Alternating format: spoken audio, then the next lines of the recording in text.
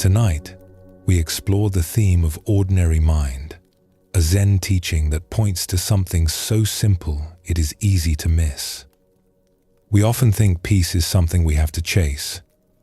We think we need to change who we are to find it. But the ancient masters discovered that peace is right here, in the most common moments of our lives. Before we begin, feel free to share what time it is and where you're listening from.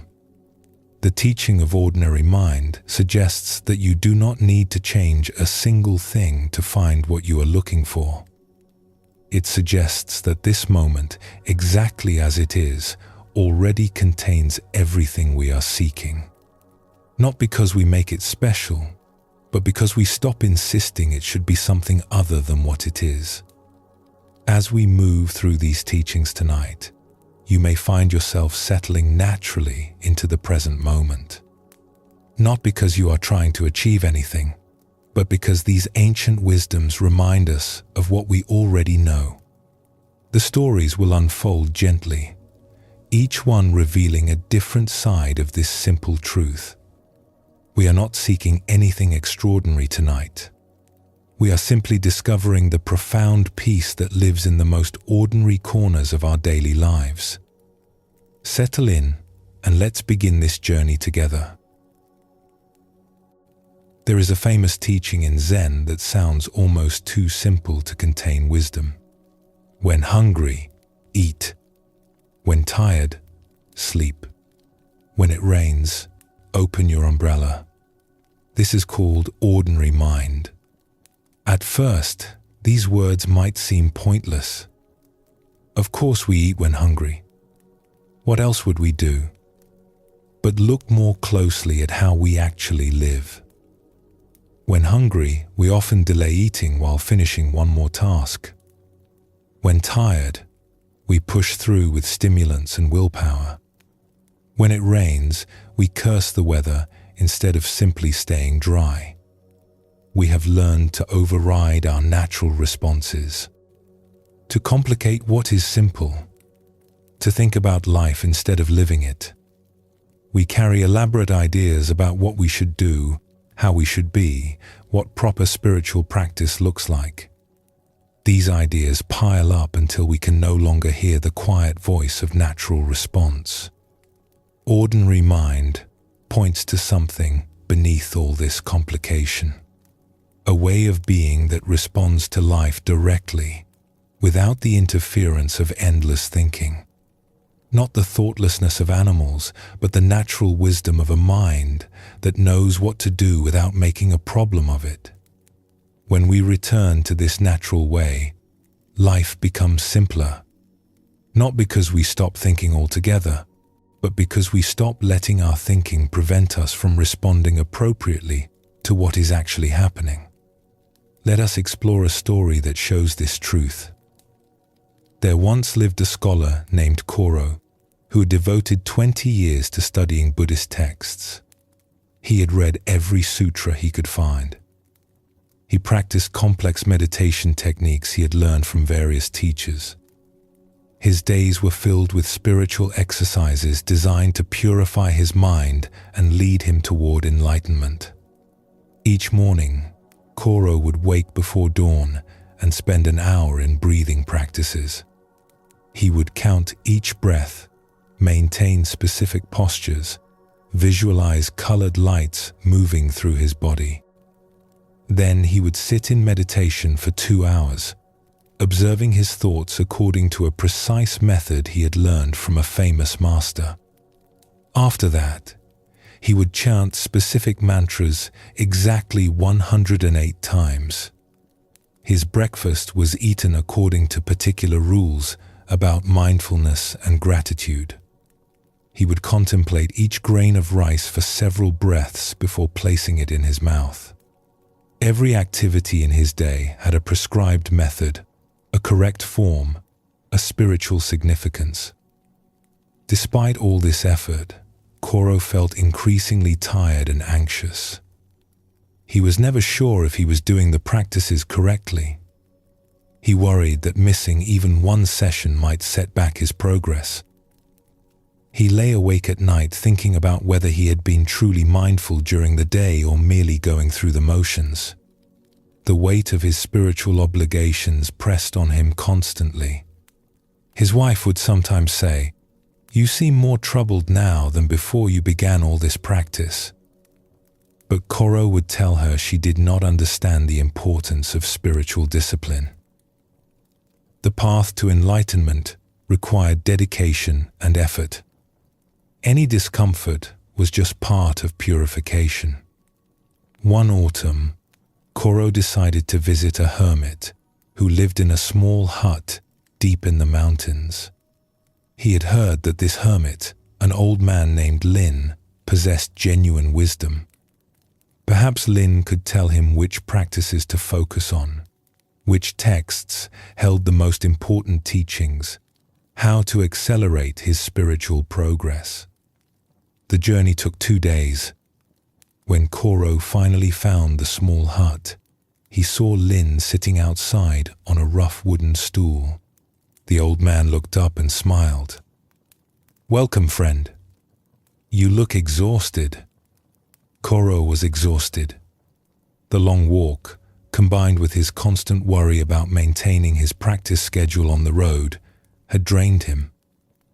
"I have come seeking guidance," he said, bowing respectfully.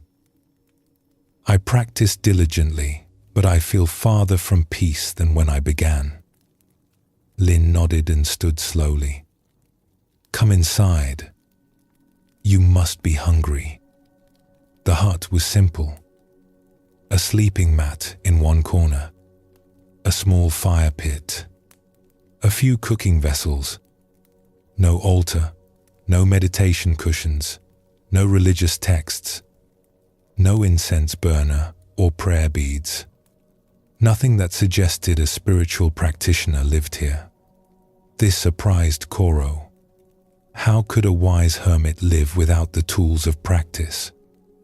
Lin began preparing a simple meal. He washed rice in a wooden bowl, swirling his hand through the water to remove dust and chaff. He cut vegetables he had gathered from the forest. Mushrooms, wild greens, a few root vegetables. He moved without hurry, without ceremony, simply doing what needed to be done. There was no elaborate mindfulness, no dramatic presence, no careful attention to each movement as Koro had been taught. Just an old man making food because someone was hungry. As the rice cooked, Lin poured tea for both of them. The tea was plain, served in simple clay cups. "Tell me about your practice," he said. Koro described his elaborate schedule. The hours of meditation, the breathing techniques, the mantras, the mindful eating, the visualization practices, the prostrations, the study sessions. He explained how he contemplated the Four Noble Truths each evening, how he reflected on impermanence throughout the day, how he tried to maintain awareness of each action. As he spoke, he realized how complicated it all sounded, how exhausting even the description was. Lin listened quietly, sipping his tea. He showed no reaction, no judgment, just patient listening. When Koro finished, the old man was silent for a moment, looking into his cup. Then he asked, "When you are hungry, do you eat?" "Well, yes, but I must eat mindfully. I must contemplate the source of the food, the labor that went into its production, the impermanence of all things. I must maintain awareness of each bite, counting my chews, observing the sensation." Lin held up a hand gently. "When you are hungry, do you eat?" Koro felt confused. "I just explained how I eat, with full awareness and proper technique." "That is not what I asked. When you are hungry, do you eat?" Or do you perform elaborate rituals around eating while hunger remains? Something in Koro became defensive. Eating mindfully is important practice. Many teachers emphasize this. The sutras speak of right action and mindful consumption. Lin smiled, but there was a sadness in his eyes. The Buddha ate when he was hungry. He did not make eating into a complicated performance. He simply nourished his body so he could continue his work. He gestured to the rice, which was now ready. "Let us eat." Lin served the food in simple wooden bowls. He began eating without ceremony, without elaborate attention, just eating because he was hungry. Koro watched, uncertain. Should he not bless the food first? Count his breaths? Maintain special awareness? "Eat," Lin said gently. "The rice is getting cold." Koro took a bite. The rice was perfectly cooked, slightly sweet. The vegetables were tender. He found himself actually tasting the food instead of monitoring his mind's response to tasting the food. He was simply eating because he was hungry.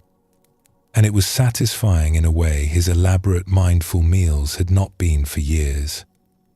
They ate in comfortable silence. When they finished, Lin collected the bowls and washed them in a bucket of water. Again, no ceremony. Just cleaning dishes because they needed cleaning. "I don't understand," Koro said. "Is this your practice? Just living? What else is there?" Lin replied, "When dishes are dirty, I wash them. When I am tired, I sleep. When the garden needs weeding, I weed. When a visitor comes, I make tea. Where in this is there room for anything other than practice? But surely you meditate. Study the teachings. Cultivate your mind." Lin sat down on his stool. "I sit quietly sometimes, but I do not sit to achieve anything or become someone special. I sit because sitting feels right in that moment. I read old poems occasionally because they give me pleasure, but I do not study to accumulate knowledge. When I need wisdom, it comes. When I need understanding, it arises.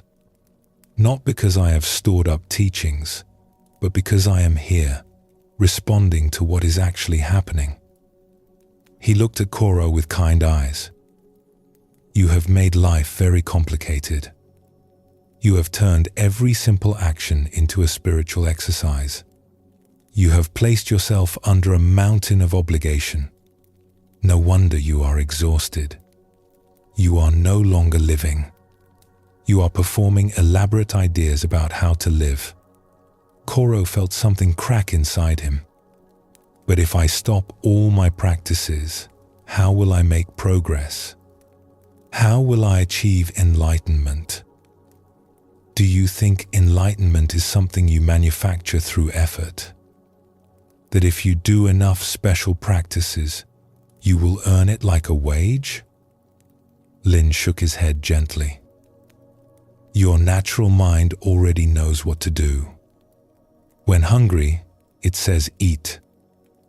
When tired, it says sleep. But you have buried it under so many complicated ideas that you can no longer hear its voice." He stood and walked to the door of the hut, looking out at the forest. "Stay with me for a few days. Do not practice anything. Just live. Eat when hungry. Sleep when tired. Walk when you feel like walking. Sit when you feel like sitting.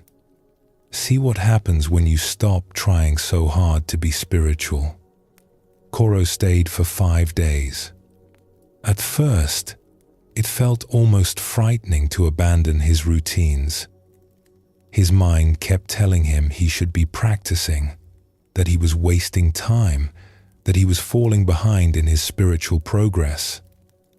The first morning, he woke at his usual early hour and sat up, ready to begin his breathing exercises. But Lin was still asleep, snoring softly. Should Koro wake him? Or practice alone?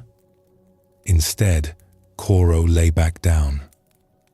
His body was still tired, so he slept. When he woke again, sunlight was streaming through gaps in the wall. He felt rested in a way he had not felt in years. Lin was already outside, and Koro found him sitting on his stool, watching mist rise from the valley below. The old man did not acknowledge Koro's arrival. He simply sat, tea in hand, looking at the morning. Koro sat nearby on a flat stone.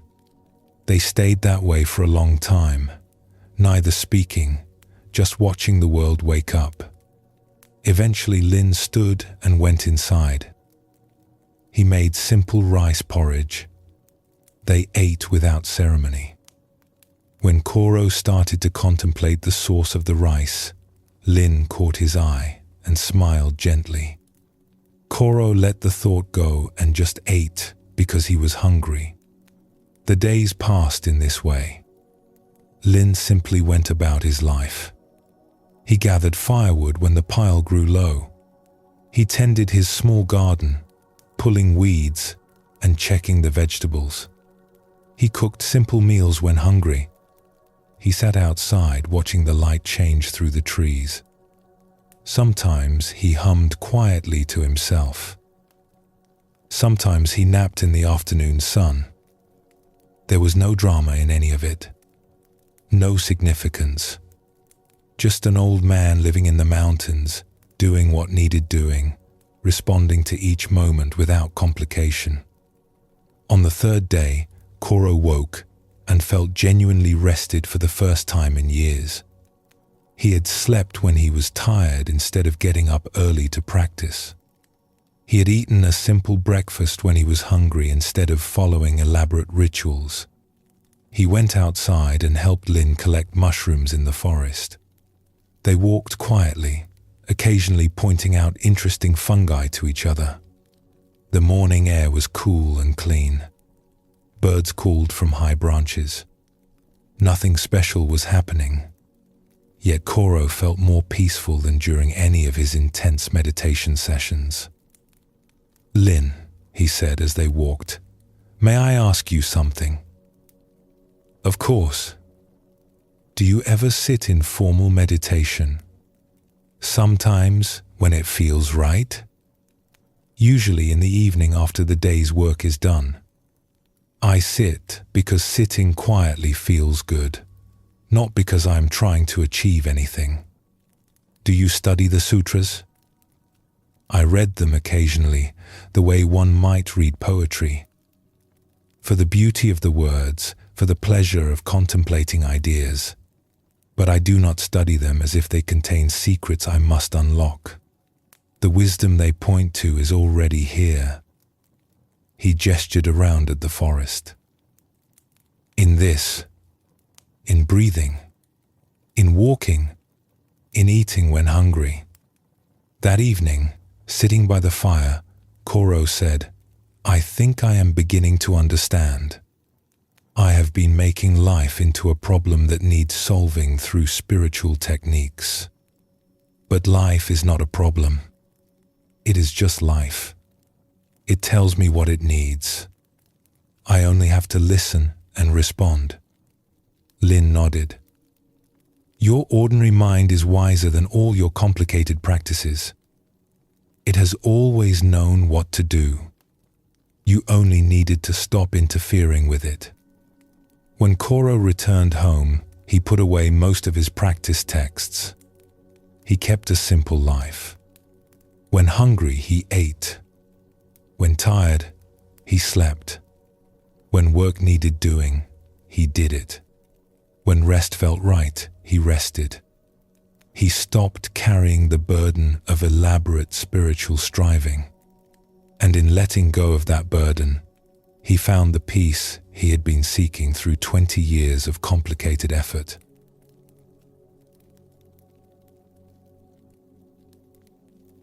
This story shows us something essential about ordinary mind.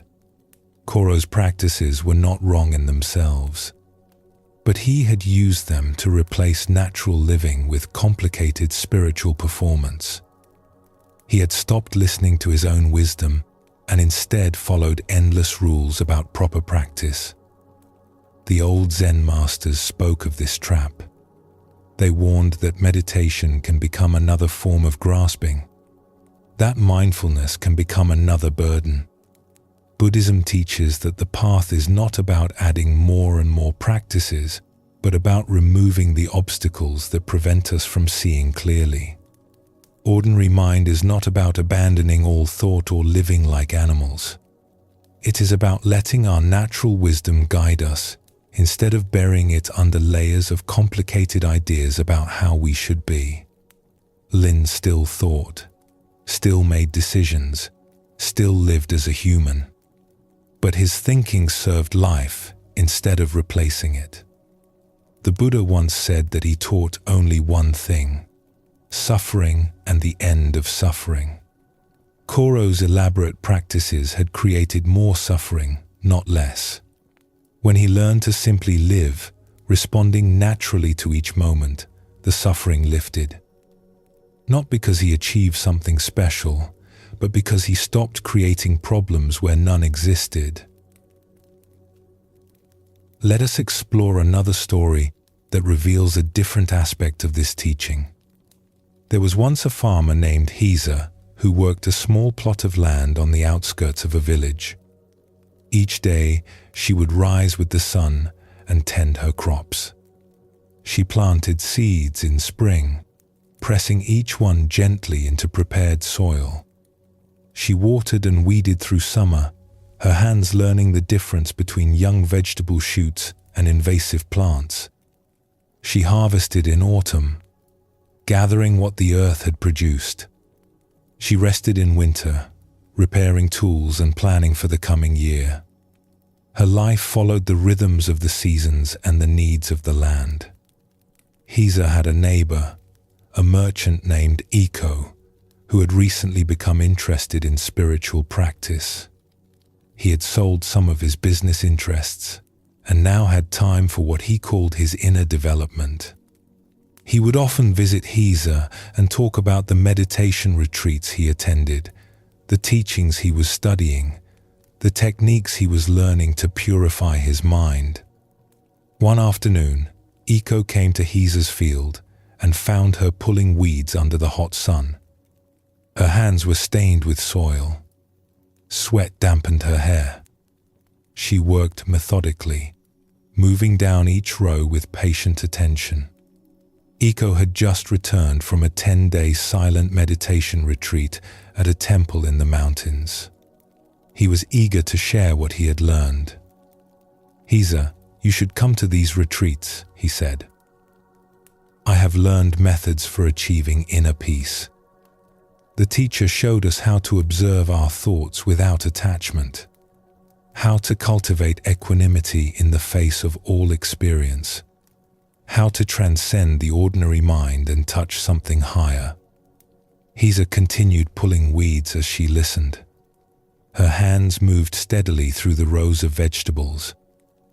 "That sounds interesting," she said without looking up. "You seem so calm, Hisa. But imagine how peaceful you could be if you learned these techniques. You could achieve real liberation, not just ordinary contentment." Hisa sat back on her heels and wiped sweat from her forehead with the back of her hand.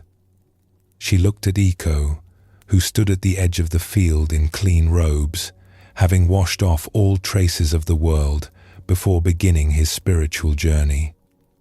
"What is wrong with ordinary contentment?" she asked. "Nothing is wrong with it. But there are higher states available, states of bliss and clarity beyond normal experience. Don't you want to achieve something extraordinary?" Heza looked at the vegetables growing in neat rows, beans climbing their supports, squash spreading their broad leaves, radishes pushing up through the soil. She looked at the rich, dark soil, alive with earthworms and beetles. She looked at her hands, stained with earth and scarred from years of work. When I wake each morning, I feel what needs doing.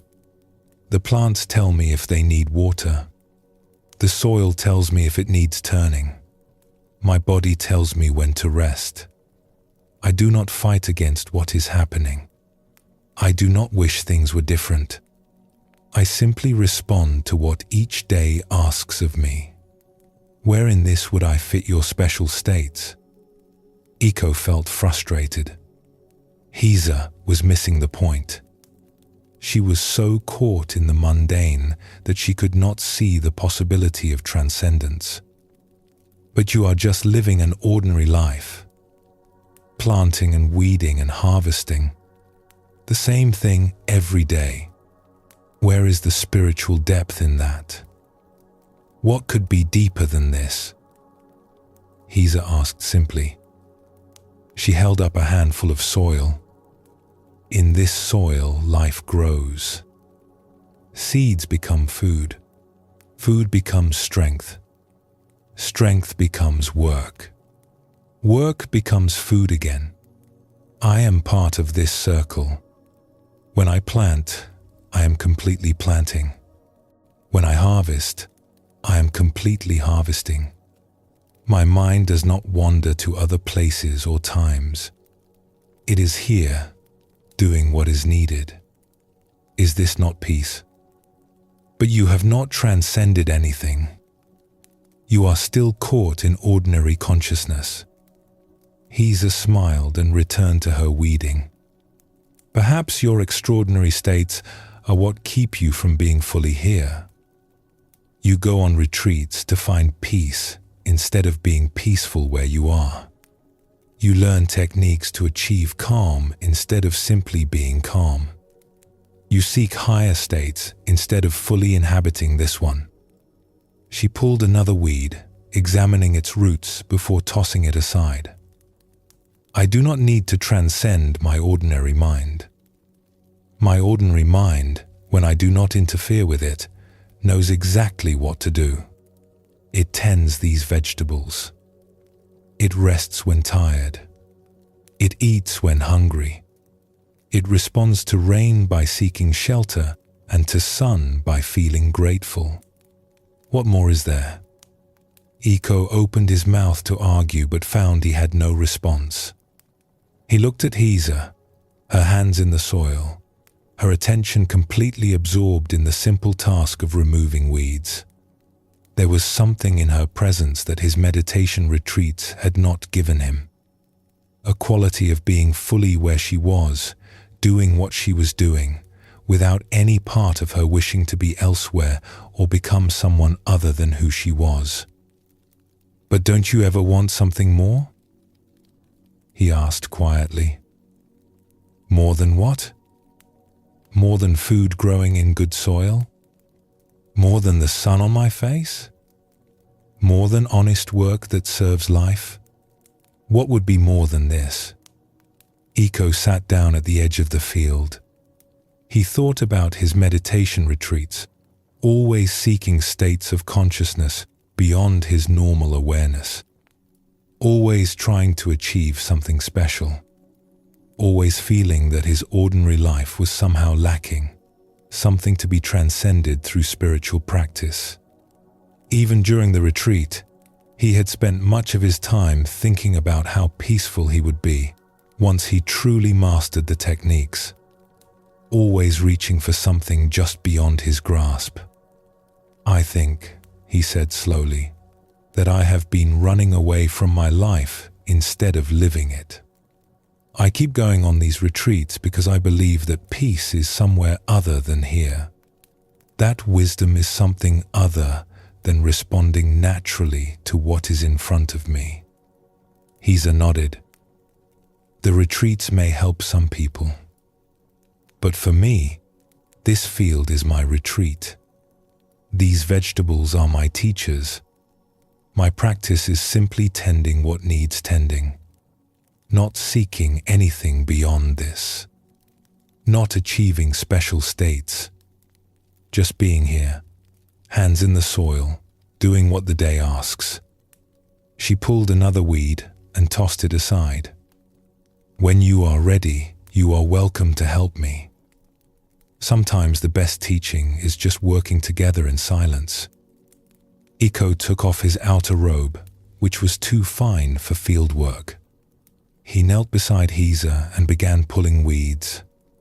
At first, his mind was busy comparing this simple work to his sophisticated meditation practices. This was just manual labor. How could it compare to the profound insights he had glimpsed during retreat? His teachers had spoken of enlightenment, of liberation from the cycle of birth and death. What did pulling weeds have to do with such lofty goals? But gradually, as the afternoon sun moved across the sky, something shifted. His hands learned to distinguish weeds from vegetables. He found a rhythm in the work. Reach, grasp, pull, toss. Reach, grasp, pull, toss. The repetition became almost meditative.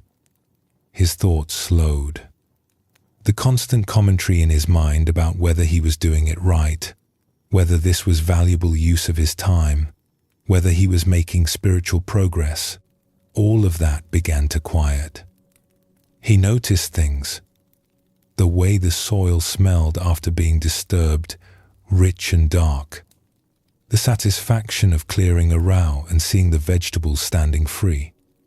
The coolness of the earth on his hands. The ache in his back from bending. The slight breeze that offered relief from the heat.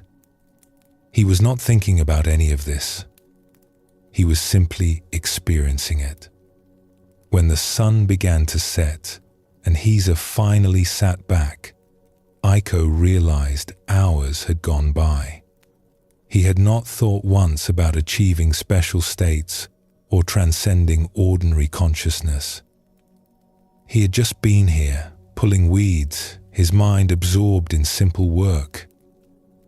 "How do you feel?"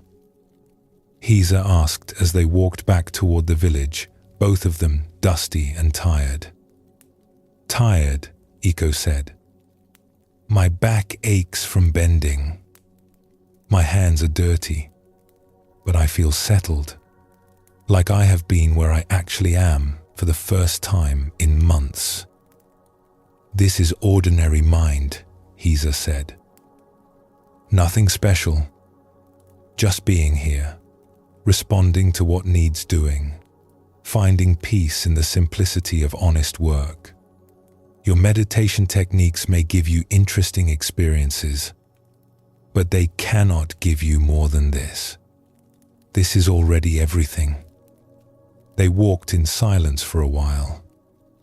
Then Iko asked, "Will you let me help you again tomorrow?" Hisa smiled. "The field is always there. The work is always there. Come whenever you wish."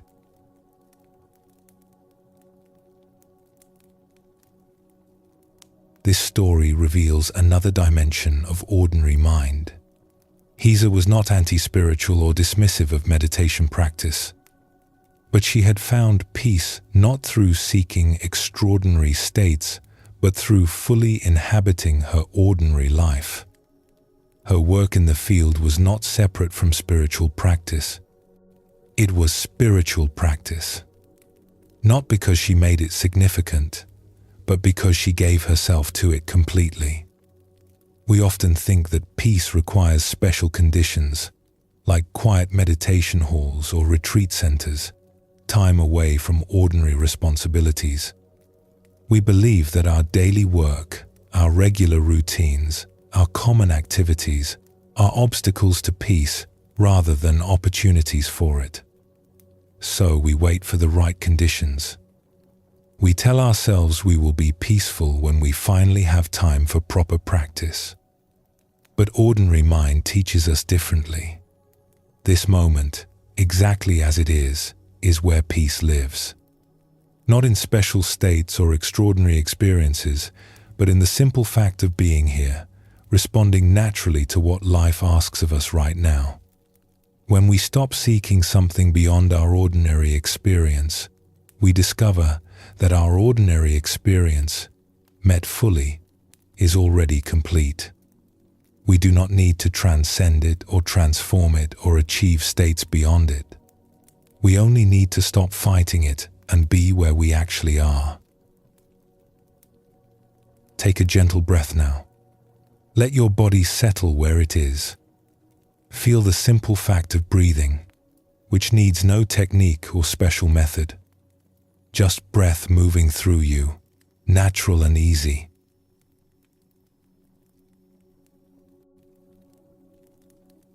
There is a teaching in Zen that can sound frustrating when you first hear it.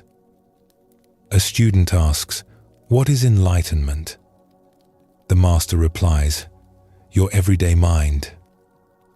The student says, "But what should I do to attain it?" The master says, "If you try to attain it, you move away from it." This teaching points to something that seems impossible. How can the mind we already have be what we are seeking? Is less than #0. 5# is greater than. How can we already possess what we spend years trying to find? It feels like being told that the treasure we have been searching for is in our own pocket, and we have been carrying it the whole time. But this is exactly what ordinary mind reveals. The awareness that is reading these words right now, the consciousness that hears sounds and feels sensations, the mind that knows you are here in this moment, this is already it. Not a special version of your mind. Not your mind after years of meditation practice. Not your mind in some future enlightened state. This mind, right now, exactly as it is. We reject this teaching because it seems too simple. We think enlightenment must be something extraordinary, something we do not currently possess. So we search everywhere except the one place it actually exists, which is right here in ordinary awareness itself. We are like someone wearing glasses who frantically searches for their glasses, not realizing they are already looking through them. The old Zen teachers had endless patience with this confusion. They would point again and again to the same truth in different ways, trying to help students recognize what they already had. Your everyday mind is the Buddha mind. The awareness you use to wash your face in the morning is the same awareness the ancient masters cultivated. You are not missing anything. You are only overlooking what is already present. Let us explore a story that shows this truth. There once lived a young monk named Ren who had been practicing at a monastery for 7 years. He meditated every day. He studied the teachings. He followed all the precepts carefully. He was sincere in his practice and worked diligently to purify his mind. Yet despite all his efforts, he felt no closer to enlightenment than when he had begun. Ren would watch the senior monks and wonder what they possessed that he did not. They seemed peaceful and settled in a way he was not. They moved through their days with a quality of ease he could not find. He assumed they had achieved something through their practice, some special state or realization that he had not yet attained. One day, the monastery received a visit from an old teacher named Sozen, who had once trained there but now lived alone in the mountains. Sozen had a reputation for unusual teaching methods and direct insight. Ren decided this was his chance. He would ask this visiting teacher the question that had been troubling him for years. He found Sozen sitting under a tree in the monastery garden, watching leaves move in the breeze. Ren approached and bowed respectfully. "Master Sozen, may I ask you a question?" Of course. Ren sat down across from the old teacher. I have been practicing here for 7 years. I meditate faithfully. I study the sutras. I try to cultivate wisdom and compassion. But I do not feel enlightened. I do not feel like I have found what I came here seeking. What am I missing? What else must I do? Sozin looked at him with kind eyes. What brought you to ask me this question just now? Ren was confused by the response. I saw you sitting here and thought it was a good opportunity to receive guidance from an experienced teacher. Before you saw me sitting here, what were you doing? I was sweeping the path near the meditation hall. How did you know the path needed sweeping? I saw leaves had fallen on it during the night. So you saw the leaves, you recognized that the path needed sweeping.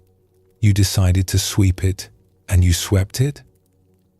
Yes, that is what happened. Who did all of that? Ren felt puzzled. I did. This I that saw the leaves, that knew what needed doing, that decided to act and then acted. Where is this I? Can you show it to me? Ren opened his mouth to answer, but found he could not point to anything specific. His body had done the sweeping, but was his body the I? His mind had made the decision. But where was this mind? It was not a physical thing he could show. I do not understand what you are asking, Ren admitted. Sozin smiled. Right now, you are hearing my voice. You are feeling the breeze. You are aware of thoughts moving through your mind. This awareness that knows all of these things, this is your everyday mind. It has been with you from the moment you woke this morning. It was there when you saw the leaves on the path. It was there when you decided to sweep. It is here now as we talk. This awareness is not something you need to find or achieve. It is already present, already functioning, already complete. But this is just my normal consciousness, Ren protested. This is not enlightenment. Enlightenment must be something special, something beyond ordinary experience. Why must it be beyond ordinary experience? Sozin asked gently. Who told you that what you already have is not enough? The Buddha taught that all beings possess Buddha nature, not that they will possess it after years of practice, not that they might possess it if they do the right techniques. They already possess it. Your everyday mind, the awareness you use right now to understand my words, this is Buddha nature expressing itself. Ren felt frustrated. But if I already have it, why do I not feel enlightened? Why do I still suffer? Why am I still confused? Because you are looking for something other than what you have. You are rejecting your everyday mind as insufficient and searching for some special mind you imagine enlightened people possess. This searching itself prevents you from recognizing what is already here. Sozin picked up a small stone from the ground. If I told you this stone is a precious jewel, would that make it more valuable than it is? No, it is just a stone. And if I told you that this stone is worthless, would that change its nature? No, it would still be the same stone. Your everyday mind is the same. It is what it is, regardless of what you think about it. When you call it just ordinary consciousness and reject it as insufficient, you do not change it. You only create suffering by wanting it to be something other than what it is. When you accept it as it is and stop searching for something else, the suffering ends. This acceptance, this stopping of the search, this is what we call enlightenment. Ren sat quietly, trying to absorb this teaching. He had spent 7 years believing that enlightenment was a special state he needed to achieve through practice. Now this teacher was telling him that his everyday awareness, the mind he used to sweep paths and eat meals and ask questions, was already complete. How can I practice then? Ren asked. If I already have what I am seeking, what is the point of meditation or study? Practice is not about getting somewhere you are not. It is about fully being where you are. You meditate not to create a special state, but to recognize the awareness that is already present. You study not to gain something you lack, but to clear away the confusion that prevents you from seeing what you already have. Every moment of practice is an opportunity to come home to your everyday mind instead of running away from it, seeking something better. Sozin stood slowly. I must go prepare for the evening meal. But Ren, pay attention today. Notice this awareness that knows you are alive, that experiences whatever arises. Do not judge it or try to change it. Just notice it. This noticing is the practice. And what you notice is already enlightened, whether you believe it or not. After Sozin left, Ren remained sitting under the tree. He felt confused but also curious. Could it really be this simple? Could the awareness he had right now actually be what he had been seeking? He decided to follow Sozin's instruction. For the rest of the day, he simply noticed his awareness. When he walked to the meditation hall, he noticed the awareness that knew he was walking. The feeling of his feet on the stone path. The movement of his robes. The sound of gravel shifting. All of this was known by something, witnessed by something. What was this something that knew? When he sat in meditation, he noticed the awareness that knew he was sitting. Thoughts arose about whether he was doing this correctly. The awareness noticed the thoughts. Worries came about his lack of progress. The awareness witnessed the worries. Judgments appeared about this whole exercise seeming pointless. The awareness observed the judgments. Each time, the awareness itself remained unchanged, simply witnessing whatever passed through it. When he ate dinner, he noticed the awareness that tasted the food and knew he was eating. The bowl felt cool in his hands. The rice had a subtle sweetness. His body knew when it had eaten enough. All of this information came to him through awareness. Not through thinking about awareness, but through awareness itself, which was simply present, simply functioning, simply being. At first, this seemed pointless. He was just doing what he always did, just noticing that he was doing it. But as the day continued, something began to shift. He realized that this awareness he was noticing had a quality of being already at peace. It was not disturbed by his thoughts or feelings. It simply observed them arising and passing. It did not need anything to be different. It was complete in itself. When a worry arose about whether he was practicing correctly, the awareness simply noticed the worry without being troubled by it. The worry was there, moving through awareness like a cloud moving through sky. But the awareness itself was like the sky, untroubled by what passed through it. When a judgment came about his progress, the awareness observed the judgment without believing it. When excitement arose at the thought that maybe he was understanding something, the awareness witnessed the excitement without clinging to it. He realized something remarkable. The thoughts and emotions that he had been trying so hard to control or eliminate through practice were not actually the problem.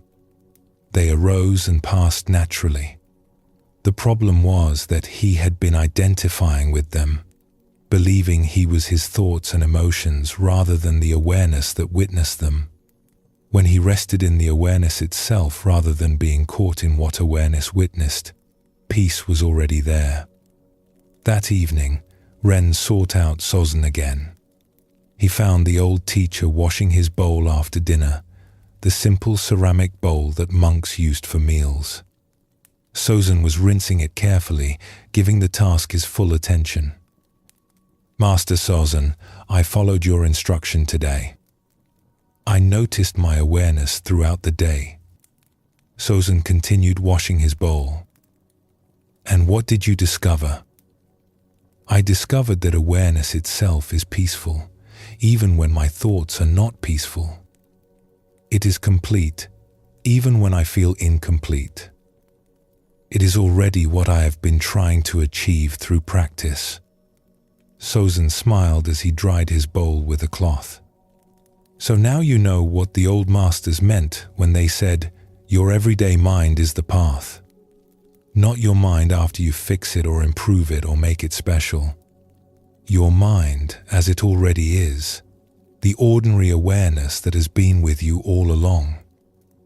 But why did it take 7 years to see this? Why did I not recognize it from the beginning?" Sozin set down his bowl and turned to face Ren. "Because you were taught to seek something extraordinary. You were told that enlightenment was a great achievement, a special attainment, something you did not currently possess. So you overlooked what was right in front of you, too ordinary to be what you imagined enlightenment should be.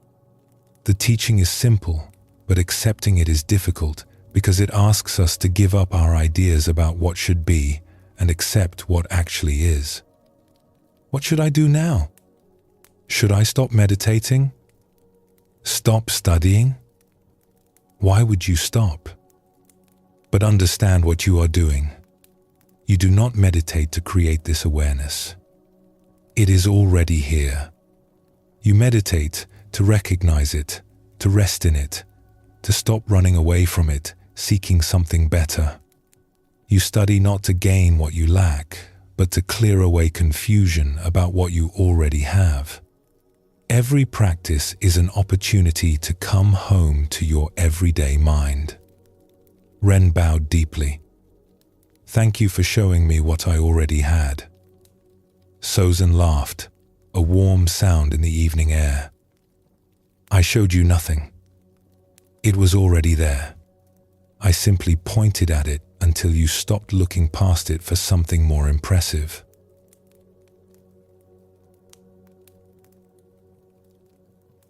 This story reveals the heart of ordinary mind teaching. Ren had everything he needed from the beginning.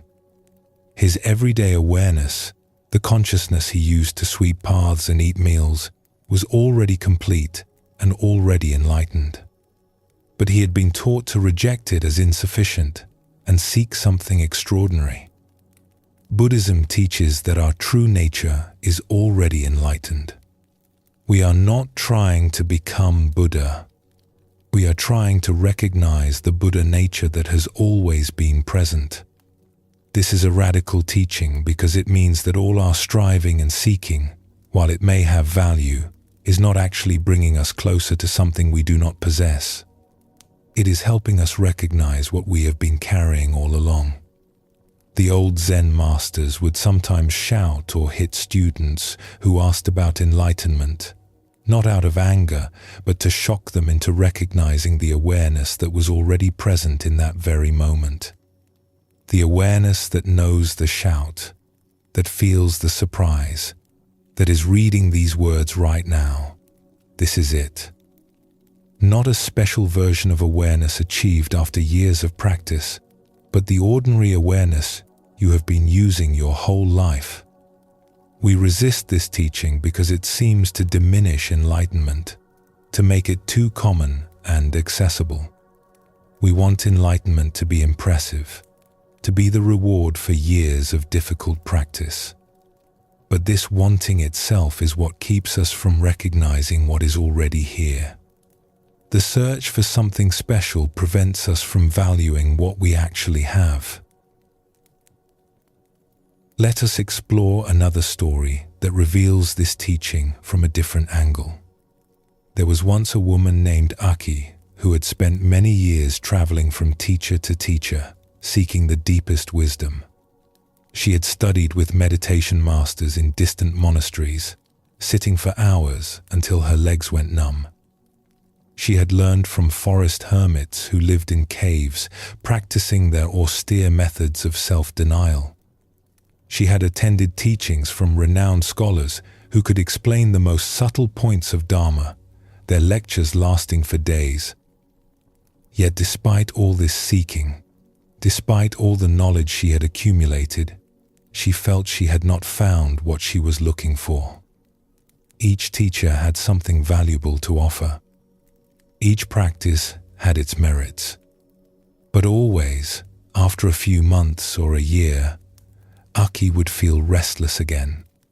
The sense that the real teaching was somewhere else, with someone else, would arise in her. She would pack her few belongings and set off again, certain that the next teacher, the next monastery, the next technique would finally give her what she sought. Aki heard of a teacher who lived in her own village, an old woman named Yuma who ran a simple tea shop. People said that Yuma had great wisdom, though she never gave formal teachings or took on students. She simply made tea and listened to her neighbors. Aki had walked past Yuma's shop hundreds of times over the years, never imagining that wisdom might live in such an ordinary place. But now, having exhausted other options, having traveled to the most remote monasteries and the most famous teachers, she decided to visit. She entered the small shop one afternoon. The interior was simple and clean. A few tables, a counter where Yuma prepared tea, shelves holding various tea containers. Nothing impressive or spiritual, just a neighborhood tea shop. Yuma was behind the counter, an old woman with gray hair tied back simply. She wore plain clothes, not monk's robes.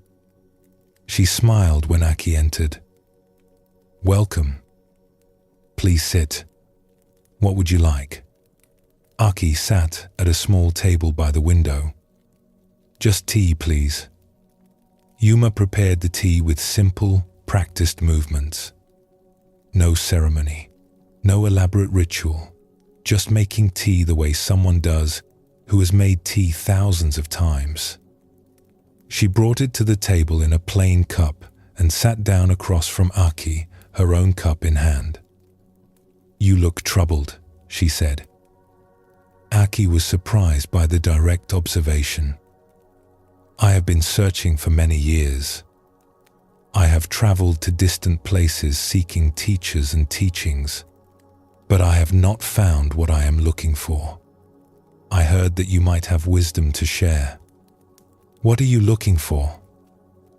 Yuma asked, sipping her tea. "Peace. Understanding. Some sense of arriving at the truth instead of always searching for it. I feel like I have been seeking my entire adult life, and I am tired. But I do not know how to stop seeking because I have not yet found what I am seeking." Yuma nodded, her expression sympathetic. "Where have you been searching?" Aki described her travels. The monasteries in the mountains, where monks rose at midnight for meditation. The hermits in their caves, who owned nothing but a robe and a bowl. The scholars in their temples, who had memorized entire libraries of texts. She had learned many teachings, practiced many techniques, studied many texts. She could explain complex philosophical points. She could sit in meditation for hours. She knew the names of ancient masters and their lineages. But none of it had given her the sense of completion she sought. "Did any of these teachers help you?" Yuma asked. They each taught me valuable things. I am grateful for what they shared.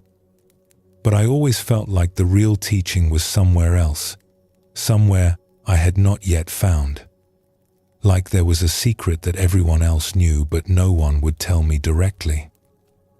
And now you have returned to your own village, to a tea shop you have passed countless times, hoping to find here what you could not find elsewhere?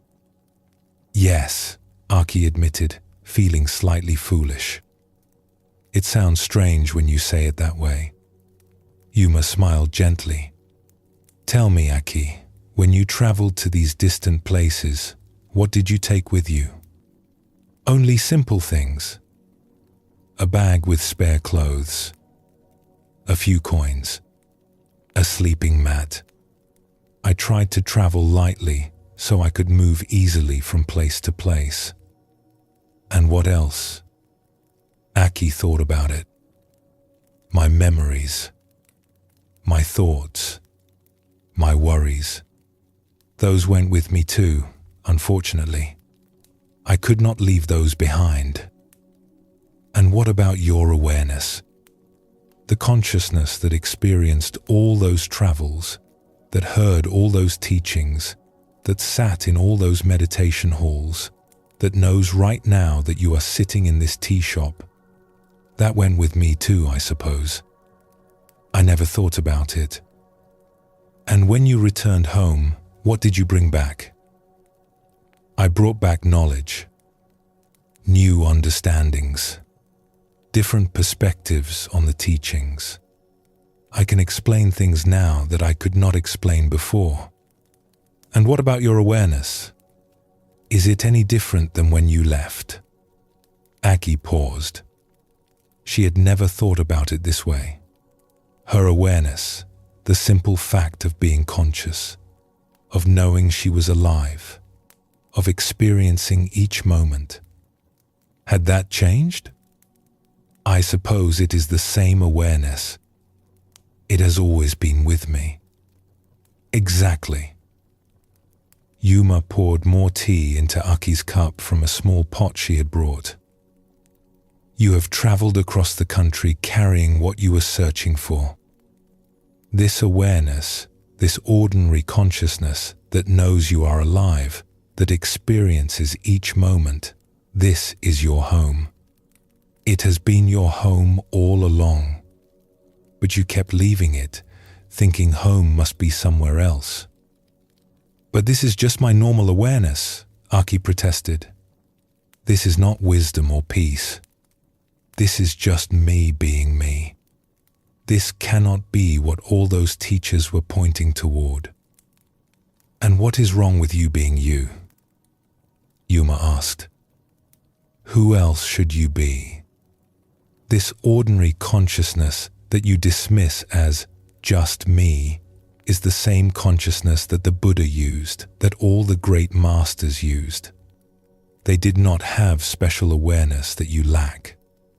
They simply recognized what they already had and stopped searching for something better.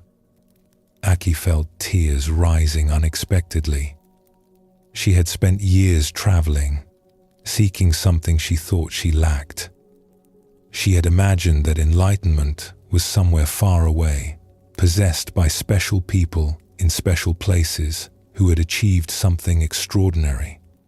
She had never considered that it might be right here in her ordinary experience of being alive, in the simple awareness that had accompanied her through every moment of her life. I feel like I have wasted so many years, she said quietly, her voice breaking slightly. Have you? Yuma asked gently. You learned many things. You met many teachers. You saw many places. These experiences enriched your life. You know things now that you did not know before. But now you can stop seeking and recognize what you have been carrying all along. This is not a waste. This is completing the journey by arriving where you began and knowing it for the first time. Aki looked at the old woman across from her. Why do you run a tea shop instead of teaching formally? Surely you could help many people. I am helping people, Yuma said. I make good tea. I create a peaceful place where neighbors can rest and talk. I listen when someone needs listening. This ordinary work is my practice and my teaching. I do not need to be a famous teacher in a monastery. I only need to be fully present for what life asks of me each day. But is this enough? Just making tea and listening to people? What would be more than this? I have my awareness. I have this moment. I have the opportunity to serve others in simple ways. My everyday mind finds peace in ordinary work. Why would I need something more impressive?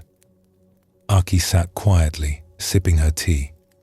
She realized that in this small shop, with this ordinary old woman making tea, she felt more at peace than she had felt in any of the impressive monasteries or dramatic hermit caves.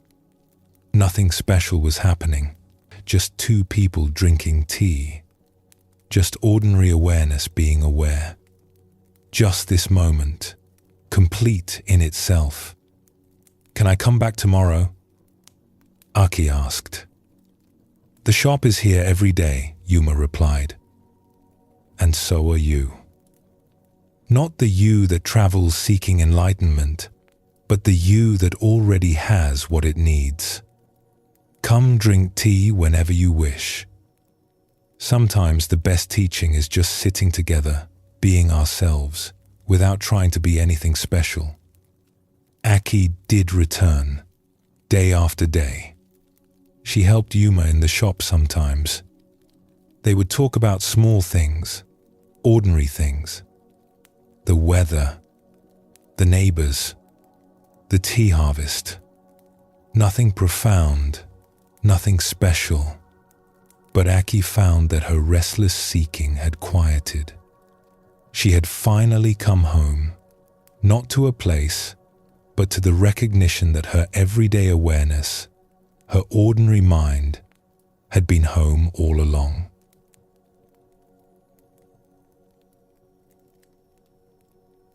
This story shows us another facet of ordinary mind. Aki had traveled everywhere, looking for something she already possessed.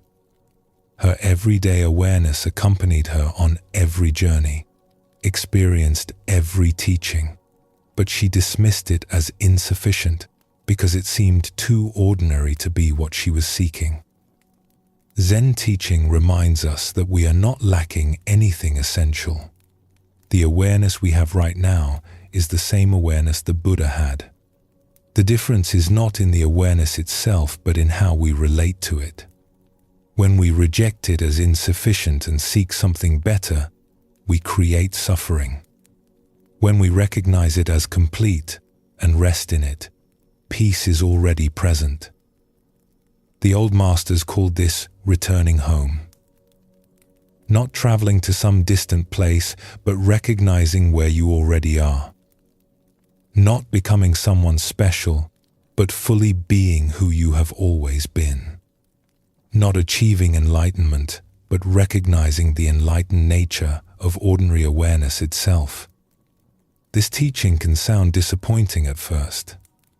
We want enlightenment to be something impressive, something that makes us special or different. But the teaching points to something more valuable than specialness. It points to the peace that comes from accepting yourself completely, from recognizing that you are already enough, that what you have been seeking has been with you all along. Your everyday mind, the awareness reading these words, the consciousness that knows you are here right now. This is it. Not just ordinary awareness, but the extraordinary fact of awareness itself, always present, always complete, always already home. Take a gentle breath now. Notice the awareness that knows you are breathing. This awareness does not come and go. It is always here, whether you notice it or not. Let yourself rest in this simple recognition.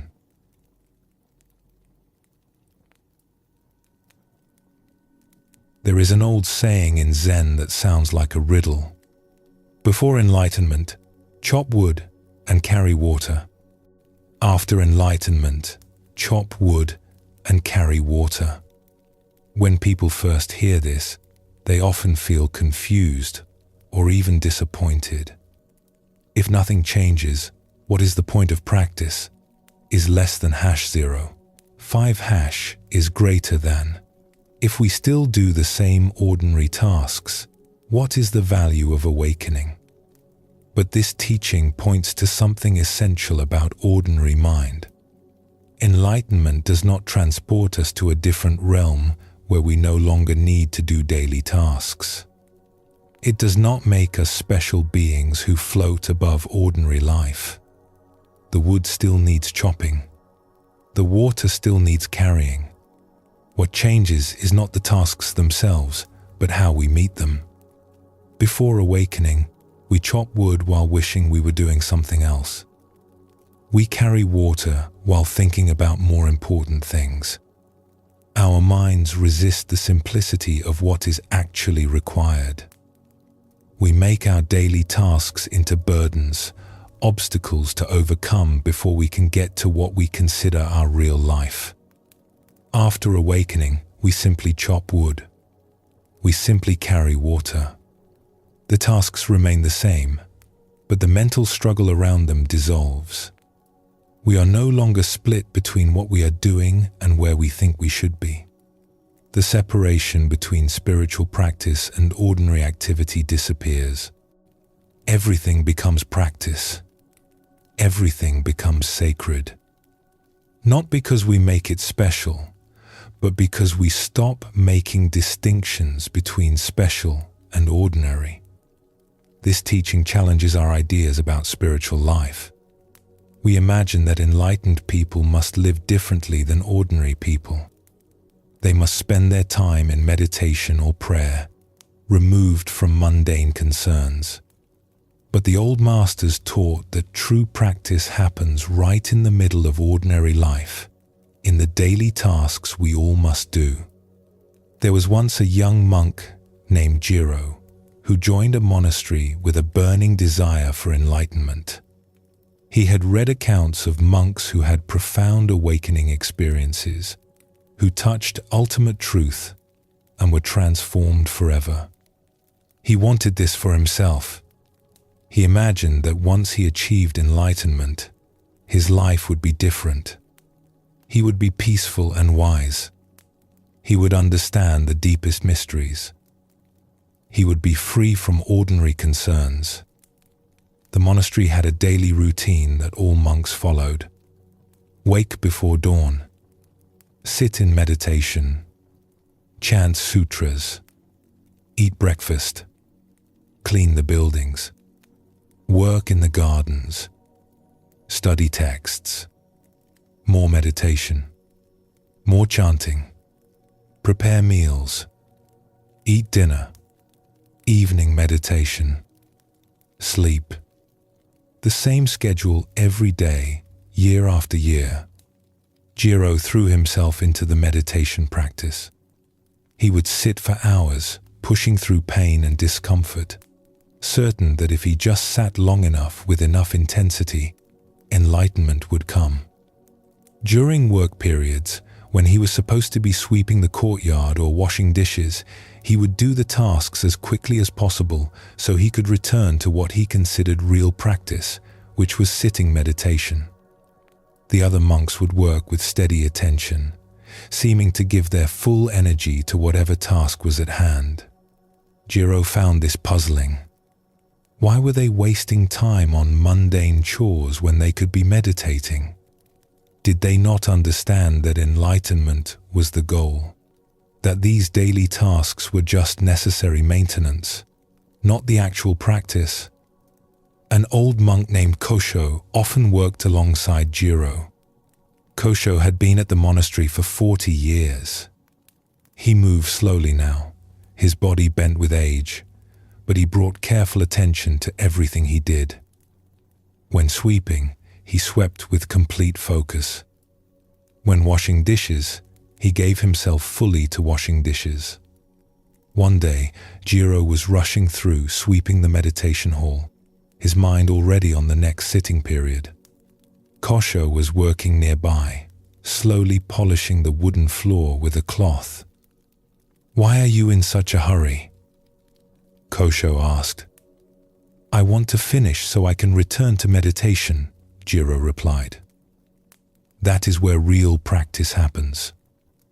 Kosho sat back on his heels and looked at the young monk. "And what are you doing right now?" "Sweeping. Just maintenance work." "Just maintenance work," Kosho repeated slowly. "Tell me, Jiro, what do you hope to achieve through your meditation?" "Enlightenment.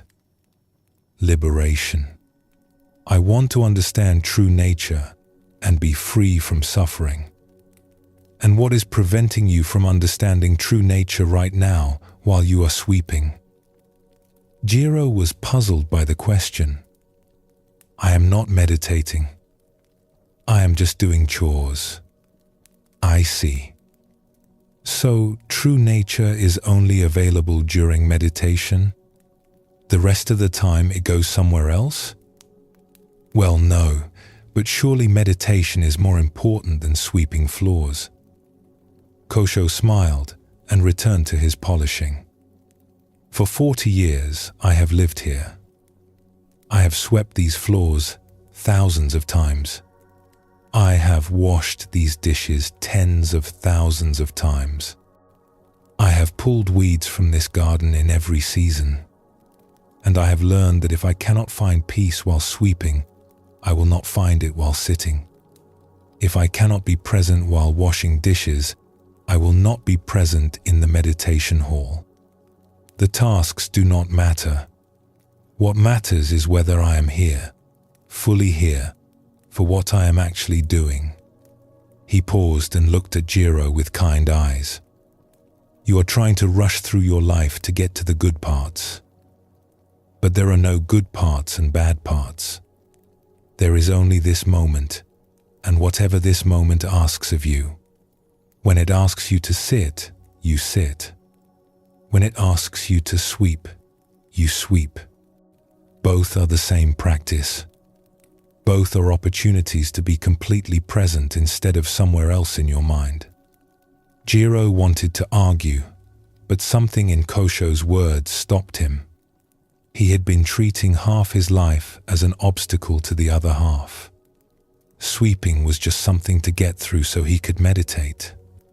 Eating was just fuel so he could sit longer. Sleep was an annoying necessity. He had divided his life into important spiritual practice and unimportant daily tasks. But some monks have great awakening experiences during intensive meditation, Jiro said. Sudden enlightenment that transforms everything. That never happens while sweeping floors. True awakening transforms how you sweep floors, Kosho replied. The monk who has deep insight returns to sweeping floors. If the insight does not help him sweep floors with more presence and care, what good is it? Buddhism teaches that wisdom must express itself in ordinary action. Enlightenment that only exists in the meditation hall is not yet complete enlightenment. Over the following weeks, Jiro tried to bring the same attention to work that he brought to meditation. At first, it felt forced. He would try to be mindful while sweeping, but his mind would wander to thoughts about his practice, his progress, his spiritual goals. The work still felt like an interruption. He would catch himself rushing again, trying to finish quickly. Or he would become frustrated with himself for not being perfectly present. He turned presence into another goal to achieve, another way to judge himself as succeeding or failing. The work became burdened with his ideas about how he should be doing it. But gradually, something shifted. One afternoon, he was sweeping the path outside the meditation hall. The sun was warm. A breeze moved through the trees, carrying the scent of pine.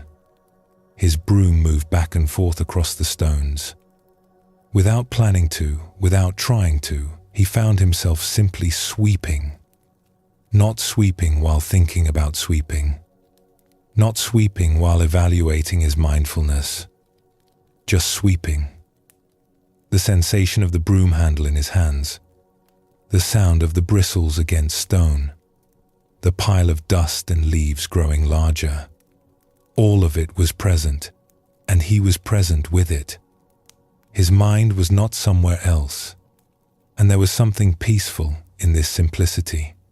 Something he had been missing while rushing through tasks to get to what he thought was more important. He began to notice that when he gave himself fully to sweeping, when he let go of the internal commentary about how he should be doing something else, the sweeping itself became peaceful. The repetitive motion of the broom had its own rhythm. The satisfaction of seeing the floor become clean was genuine. The simple fact of doing what needed doing without argument created a kind of ease. One morning, Jiro was washing dishes after breakfast. His hands were in warm, soapy water. The texture of soap, the weight of each bowl, the temperature of the water. He was cleaning each bowl carefully, feeling its shape, removing every grain of rice that clung to the sides. His mind was not somewhere else. He was not thinking about the next meditation period, or reviewing the morning sitting, or planning his questions for the teacher. He was just washing dishes, fully present for this simple task. In that moment, something became clear. This was it. This simple presence, this complete attention to an ordinary task, this was what he had been seeking. Not a special state that arrived during intense meditation, but the natural peace that was always available when he stopped splitting himself between what he was doing and what he thought he should be doing. The dishes needed washing. He was washing them. There was no separation between himself and the activity. No judgment about whether this was important or unimportant. No mental commentary about whether he was being mindful enough. Just this moment, complete in itself. Jiro continued washing dishes, a smile spreading across his face. Before this moment, he had washed thousands of dishes while thinking about enlightenment. Now he was simply washing dishes. And in that simplicity, he found what he had been seeking all along. The enlightenment he imagined was always somewhere else, always in some future attainment. But this presence, this simplicity, was here now and had always been available. Later, he sought out Kosho in the garden. The old monk was pulling weeds, working slowly through a row of vegetables. "Kosho, I think I understand what you were trying to show me." Kosho looked up from his work. "Oh? What do you understand?" "That it is all practice. That enlightenment is not somewhere else, some special state I achieve in meditation. It is right here in ordinary activities when I bring my full attention to them." Kosho nodded. "That is good. Now you can begin real practice. Now you can stop trying to use half your life to escape the other half and start actually living all of it." But does this mean meditation is not important? That I should just focus on daily tasks? Not at all. Meditation helps train your attention. It gives you time to see how your mind works. But then you must bring that attention into your whole life. Before enlightenment, you meditate. After enlightenment, you still meditate. But you also sweep floors with the same presence you bring to meditation. You wash dishes with the same attention you give to breathing. The activities are not separate. They are all expressions of the same practice. Jiro bowed to his teacher. Thank you for your patience. I have been living here for 2 years, but I just arrived today. Kosho laughed. Welcome home. Now, would you help me with these weeds? They are not less important than meditation, and they are not more important. They are simply what needs doing right now.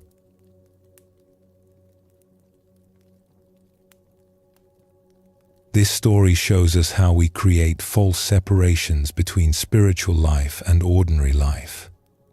Jiro had decided that sitting meditation was important and daily tasks were not. This split prevented him from being fully present for any of it. His meditation was burdened by his striving to achieve something. His daily tasks were rushed through as obstacles to overcome. Buddhism teaches that this separation is the problem, not the solution. The old masters lived in the midst of ordinary life while maintaining deep presence and awareness. They did not escape to meditation halls and avoid daily responsibilities. They brought meditation into cooking, cleaning, working, relating to others. Every activity became an opportunity to practice presence. Before enlightenment, chop wood and carry water. We do these tasks while our minds are somewhere else, complaining or planning or wishing we were doing something better. After enlightenment, chop wood and carry water. We do the same tasks with full presence, without the mental struggle, without the separation between spiritual and ordinary. This does not mean we never sit in meditation or study teachings. These practices are valuable. But they are valuable because they help us live more fully, not because they allow us to escape from living. The point of meditation is not to have special experiences that exist only on the cushion. The point is to wake up to the ordinary miracle of being alive and bring that awareness into everything we do. Let us explore another story. There was once a government official named Kenta who had responsibilities for his entire province. He oversaw road construction, settled disputes between villages, managed tax collection, and reported to the emperor about local conditions. His days were filled with meetings, documents, decisions, and concerns about the welfare of thousands of people. Kenta had always been interested in Buddhist teachings, but his official duties left little time for practice. He would think longingly of monks in their monasteries, able to dedicate themselves fully to meditation and study. He imagined that if he could just leave his position and become a monk, he could finally develop real wisdom and peace. One year, a respected Zen teacher named Dayu was traveling through the province. Kenta arranged to meet with him, hoping to receive guidance about how to practice while burdened with worldly responsibilities.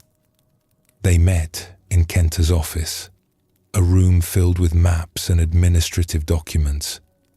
Kenta bowed respectfully and said, "Master Dayu, I am grateful you agreed to see me. I have a question that troubles me deeply. I want to practice Zen seriously, but my work consumes all my time. I have considered resigning my position to enter a monastery. What do you advise?" Dayu looked around the office, taking in the maps, showing villages and roads, the stacks of documents, the evidence of Kenta's responsibilities. "What would you do in a monastery?" he asked. "I would meditate, study the teachings, work to understand true nature, and develop compassion and wisdom." "And why do you need a monastery for this?" Kenta was surprised by the question. "Because in a monastery, I would be free from worldly concerns. I could focus entirely on spiritual development instead of being distracted by administrative duties." "I see. So you believe your work is separate from spiritual practice? That managing the affairs of this province is an obstacle to wisdom rather than an expression of it? Well, yes. Surely meditation and study are more important than overseeing road construction or settling land disputes. Dayu smiled. Tell me, Kenta, when you settle a dispute fairly, are you not practicing compassion? When you ensure roads are built well so people can travel safely, are you not serving others? When you manage taxes carefully so the burden is distributed justly, are you not expressing wisdom? What could be more important than this? Kenta felt uncertain. But these are just my duties. They are not spiritual practice. They are worldly responsibilities. Who made this distinction between worldly and spiritual? In Zen, we do not separate the two. When you govern well, you practice Buddhism. When you serve the people of your province with wisdom and care, you express enlightenment. Running away to a monastery would not make you more spiritual. It would just mean you were meditating instead of governing. The activity matters less than how you bring yourself to it. Dayu looked at one of the maps on the wall, showing the villages under Kenta's care. Do you govern with full attention? Do you listen carefully to people's concerns? Do you make decisions without being swayed by personal gain? Do you remain calm under pressure? These are the same qualities monks cultivate in meditation. You are just cultivating them while serving thousands of people instead of sitting on a cushion. But I do not feel peaceful or wise, Kenta admitted. I feel constantly stressed by my responsibilities. My mind is always busy with concerns about everything that might go wrong. That is because you are treating your work as a burden instead of as practice. You think it prevents you from being spiritual, rather than seeing it as your opportunity to be spiritual. Zen teaching shows us that any activity can be practice if we bring the right quality of attention to it. A monk washing dishes in a monastery and an official governing a province are doing the same practice if they both bring full presence and care to what they are doing. Dayu paused. When a dispute comes before you, do you listen with your whole attention? Or are you already thinking about the next problem? Kenta thought about this. I am often distracted. While one person is talking, I am thinking about the arguments I have heard from the other side, or about my response, or about the other tasks waiting for me. There is your practice. Listen with your whole attention. When someone speaks to you, be fully present for their words. When you make a decision, give that decision your complete consideration. When you write a report, write it with full care. This is meditation in action. This is enlightenment expressing itself through governance. But what about sitting meditation? Should I not make time for formal practice? If you can, yes. Early morning or late evening, even 20 minutes of sitting can help settle your mind and refresh your awareness. But do not wait for those 20 minutes to practice. Practice every moment. Your whole day is your meditation hall. Every person you meet is your teacher. Every decision you make is an opportunity to express wisdom and compassion. Kenta felt something shift in his understanding. He had been thinking his work prevented him from spiritual practice, but Dayu was showing him that his work was his spiritual practice. But how do I handle the stress? How do I stay calm when there are so many demands and concerns? The stress comes from believing you should not be stressed, from fighting against the reality of your responsibilities. When you accept that this is your life, that these responsibilities are what you have chosen to undertake, and you bring your full attention to meeting them, rather than wishing you were somewhere else, much of the stress dissolves. Not all of it, perhaps, but you stop adding mental struggle on top of legitimate challenge. Day you stood to leave. Before you understood this, you governed while thinking about becoming a monk. Now, you can simply govern. The task remains the same, but you bring your whole self to it, instead of dividing yourself between where you are and where you think you should be. This is the teaching. Before enlightenment, govern a province. After enlightenment, govern a province. But the quality of the governing changes because you change. After Dayu left, Kenta sat quietly in his office. He looked at the work waiting for him, the reports to read, the decisions to make, the meetings to attend. It was all still there. Nothing external had changed. But he saw it differently now. This was not an obstacle to spiritual life. This was spiritual life itself. His opportunity to practice was not waiting for him in some future monastery. It was right here in the middle of his busy, responsible, ordinary life. He looked at the first document on his desk. A dispute between two villages over water rights. Before, he might have read it quickly, made a decision, moved on to the next problem. Now he read it slowly, giving each detail his attention. What did each side truly need? What solution would serve both communities?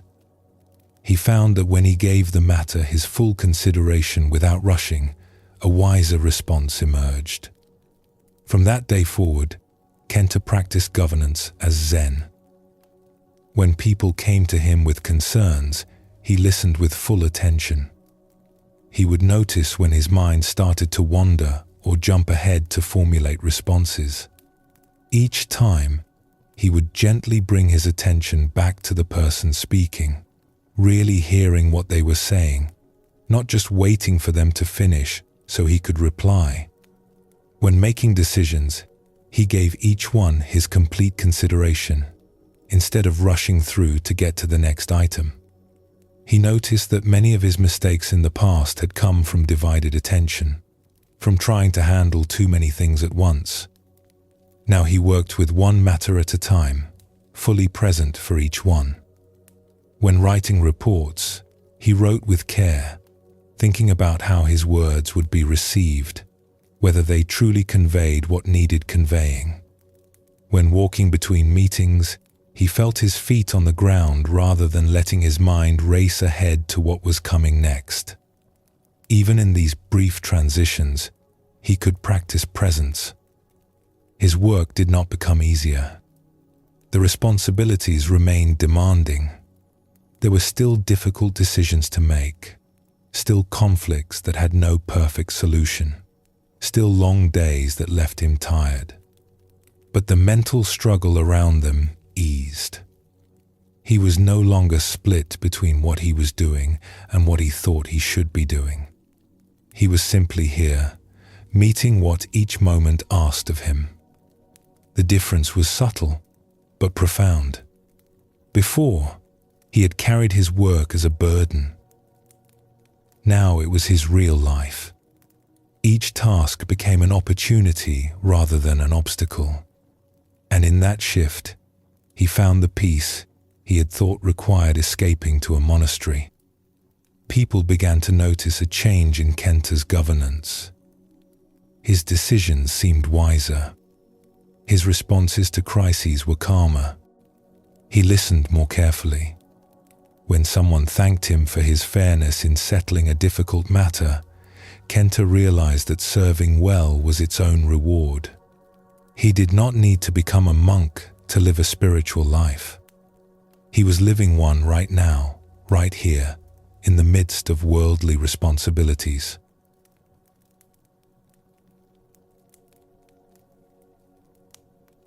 We create separation between spiritual life and ordinary life, between important activities and mundane ones. We think we need special conditions for peace and wisdom.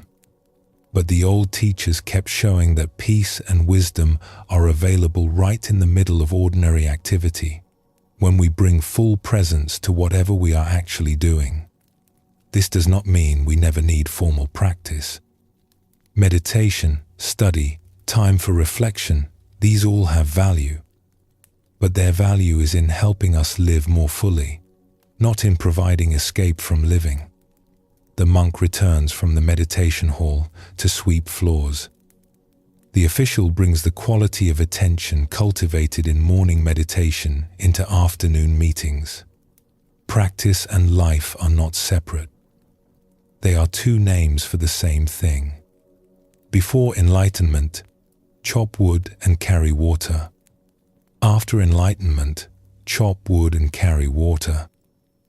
This is not a disappointing teaching. It is a liberating one. We do not need to wait for special circumstances to practice. We do not need to escape our responsibilities to find peace. We can begin right now, right here, with whatever task is in front of us. This moment, this activity, this ordinary life is already the perfect place for practice. Take a gentle breath now. Whatever you are doing in this moment, whatever circumstances you find yourself in, this is not preventing your peace. This is where peace lives, right in the middle of your actual life.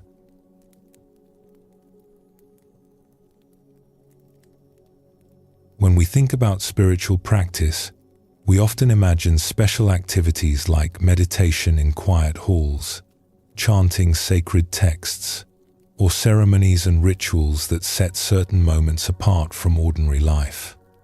We create categories in our minds where this activity is spiritual and that activity is mundane. This place is holy and that place is ordinary. This time is for practice and that time is for getting through daily necessities. Buddhism teaches that these divisions are created by our thinking, not by reality itself. Zen masters throughout history have pointed to a different understanding. The sacred is not separate from the mundane. The holy is not apart from the ordinary. Every moment is sacred when we bring our full presence to it. Every activity becomes holy when we meet it with complete attention. The Buddha did not teach his disciples to spend all their time in meditation. He taught them to bring awareness into every aspect of life, to eat mindfully, walk mindfully, speak mindfully, and work mindfully. The practice was not confined to special activities but woven into the fabric of daily living. This teaching challenges how we organize our lives. We set aside time for what we consider important and rush through what we consider unimportant. We honor certain activities as valuable and dismiss others as necessary drudgery. But the old teachers kept showing that this ranking creates unnecessary suffering. When we decide that half our life is beneath us, we make ourselves miserable during that half. The sacred is not something we add to life through special practices. It is what reveals itself when we stop rushing past our actual experience. When we slow down enough to truly see what we are doing, even the simplest task can become a gateway to peace and presence. A story about this comes from a young monk named Sato, who joined a monastery full of enthusiasm for spiritual practice. He had read many books about Buddhism and meditation. He imagined that monastery life would be filled with profound teachings, deep meditation sessions, and discussions of ultimate truth with wise masters. When Sato arrived, the head monk assigned him to work in the kitchen for his first year. His main responsibility was cleaning, washing dishes after meals, scrubbing pots, sweeping the kitchen floor, wiping down counters, taking out waste. The same tasks every day, morning and evening, after each meal. Sato was disappointed and confused. He had come to the monastery to practice Buddhism, not to wash dishes. This felt like menial labor, something that kept him from real practice. He would rush through the cleaning as quickly as possible, then go sit in the meditation hall. That was where he thought real spiritual work happened. The kitchen master was an old monk named Eiji, who had been at the monastery for 50 years. Eiji moved slowly through his work, giving careful attention to every task. When he washed a pot, he cleaned it thoroughly. When he swept every corner. When he prepared vegetables, he handled each one with care. He seemed content with his work, even peaceful, which Sato found puzzling. One evening after dinner, Sato was rushing through the dishes, clattering bowls as he stacked them, splashing water carelessly. Eiji came over and stood quietly nearby, watching. "Why are you in such a hurry?" Eiji asked gently. "I want to finish so I can go meditate," Sato replied. "I did not come here to spend my time washing dishes." Eiji picked up one of the bowls Sato had washed. He examined it carefully, then held it out. There were still grains of rice stuck to the side. "When you wash dishes," Eiji said, "do you wash them? Or do you think about meditating while your hands move through the motions?" Sato felt embarrassed. "I am sorry. I will wash it again. I am not criticizing you. I am asking you a question. Where is your mind when you wash dishes?" "My mind is on my practice, on meditation, on studying the teachings." "And where are your hands?" "Here, washing dishes." "So your mind is in one place and your body is in another place. How can you be at peace when you are split like this?" Eiji set down the bowl. Buddhism teaches that practice is not about dividing our time between important spiritual activities and unimportant daily tasks. Practice is bringing our whole attention to whatever we are actually doing. When you meditate, meditate. When you wash dishes, wash dishes. "But washing dishes is not spiritual practice," Sato protested. "It is just cleaning up after meals." Eiji smiled. "Who decided this? Who drew a line and said meditation is sacred but cleaning is ordinary? Zen teaching shows us that any activity done with full presence is practice. Any moment given complete attention is sacred.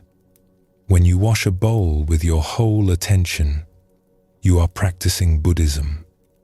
When you sit in meditation thinking about how much more important meditation is than washing bowls, you are not practicing." He picked up a bowl and began washing it himself. His movements were slow and careful. He felt the curve of the ceramic under his hand. He made sure every grain of rice was removed. He rinsed it thoroughly. He set it down gently to dry.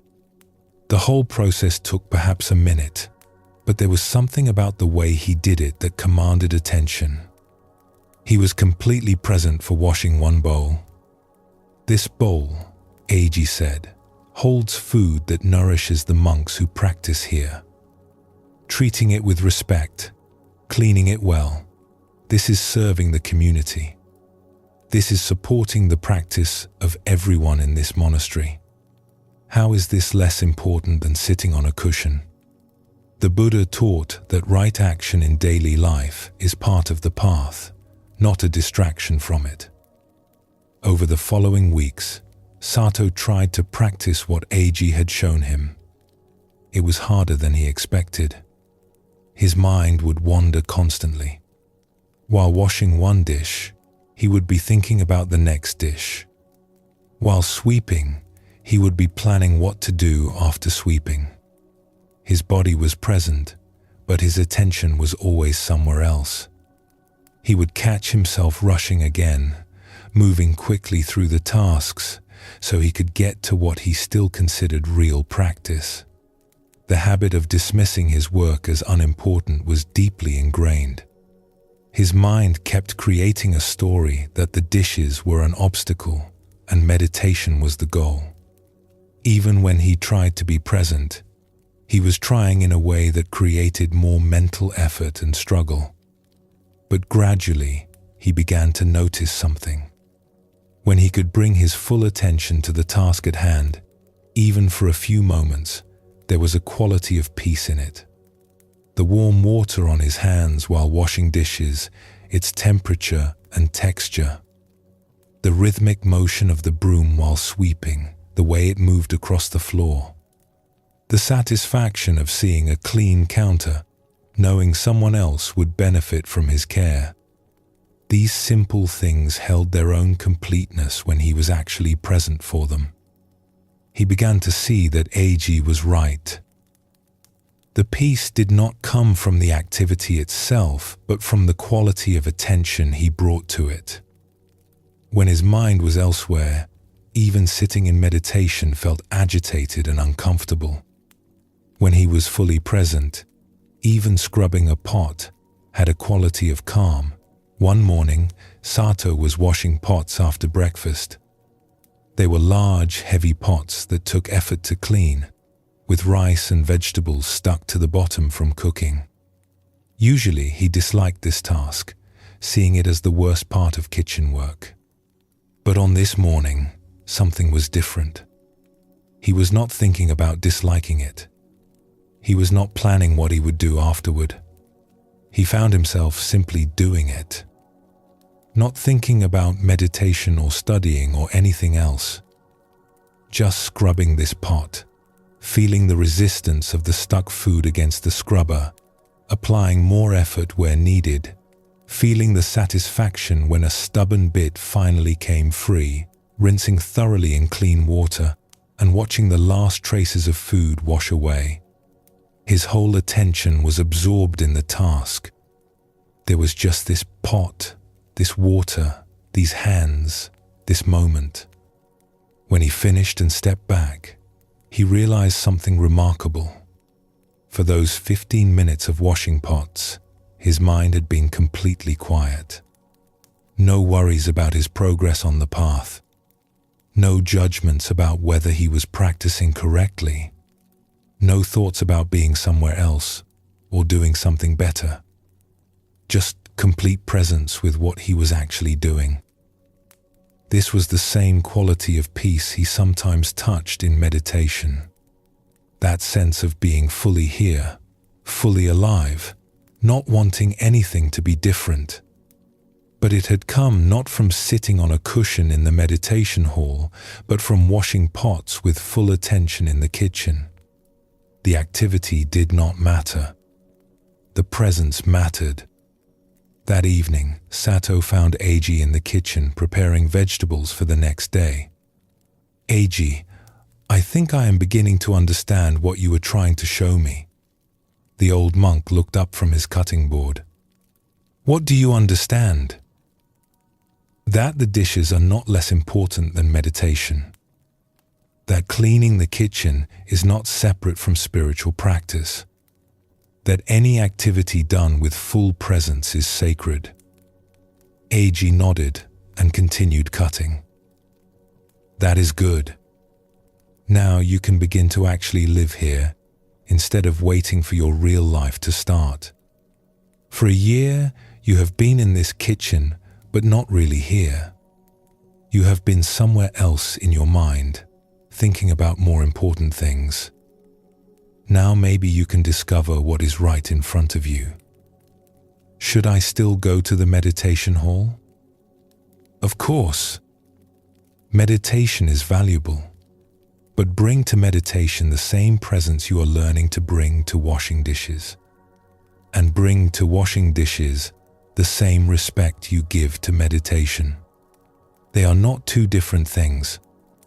They are both opportunities to be fully awake in this moment. Sato bowed deeply. Thank you for your patience. I have been treating this work as punishment, as something keeping me from practice.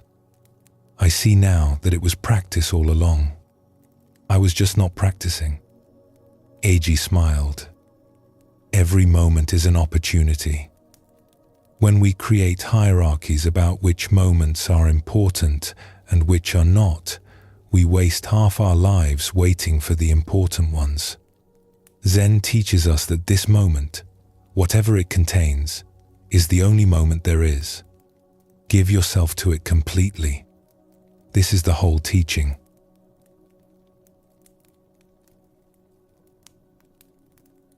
This story reveals how we create false hierarchies that cause us suffering.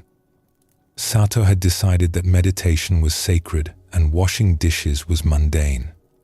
Buddhism teaches that this kind of ranking separates us from our actual life. We spend so much time thinking about being somewhere better, doing something more important, that we miss the life we are actually living. The old masters often gave students mundane tasks precisely to help them see through this illusion. Chopping vegetables, cleaning floors, carrying water. These tasks had no inherent spiritual significance, which made them perfect for practicing presence. There was nothing impressive about them, so students could not use them to build up their spiritual ego. There was just the simple fact of doing what needed doing, which is the essence of practice. When we bring full attention to any task, no matter how simple or ordinary, we practice the same awareness we cultivate in meditation. Zen teaching shows us that the quality of attention matters more than the activity itself. Washing dishes with complete presence is more valuable than sitting in meditation while thinking about how spiritual you are.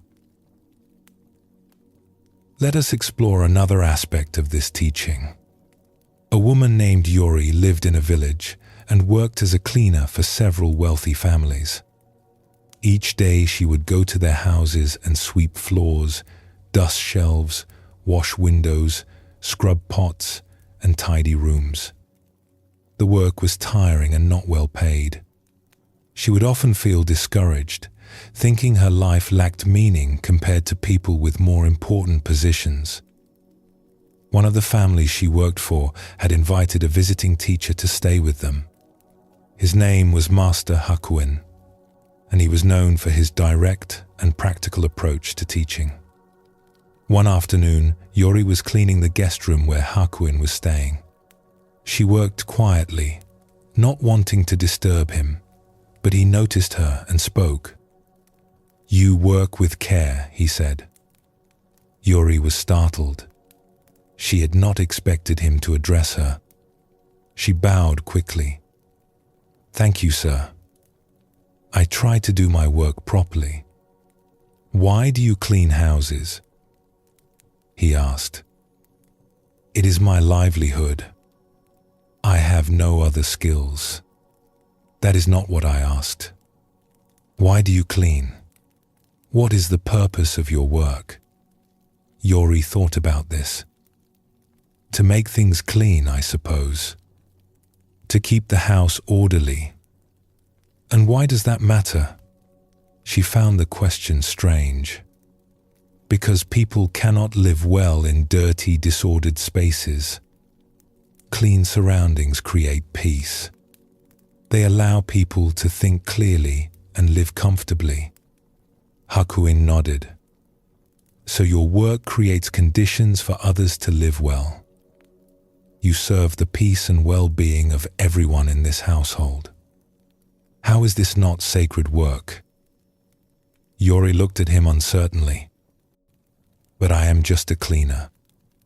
This is ordinary work, not spiritual practice. The Buddha taught that right livelihood is part of the path. Work that serves others and causes no harm is spiritual practice. When you clean this room, you do it so I can rest well and teach clearly. When you clean the kitchen, you make it possible for the family to prepare nourishing meals. When you bring order to the household, you support everyone who lives here. This is compassionate action. This is Buddhism in daily life. He gestured around the room. Look at what you have done here. The floor is swept clean. The shelves are dusted. The bedding is fresh. You have created a peaceful space. Someone else will benefit from your care and effort. How can you call this unimportant? Yori felt tears rising unexpectedly. For years she had felt that her work was beneath notice, that her life lacked the significance of people with impressive positions or spiritual practices. But Hakuin was showing her that her daily work, when done with care and attention, was already spiritual practice. It was already service. It was already meaningful. But I do not meditate or study teachings, she said. I just clean houses.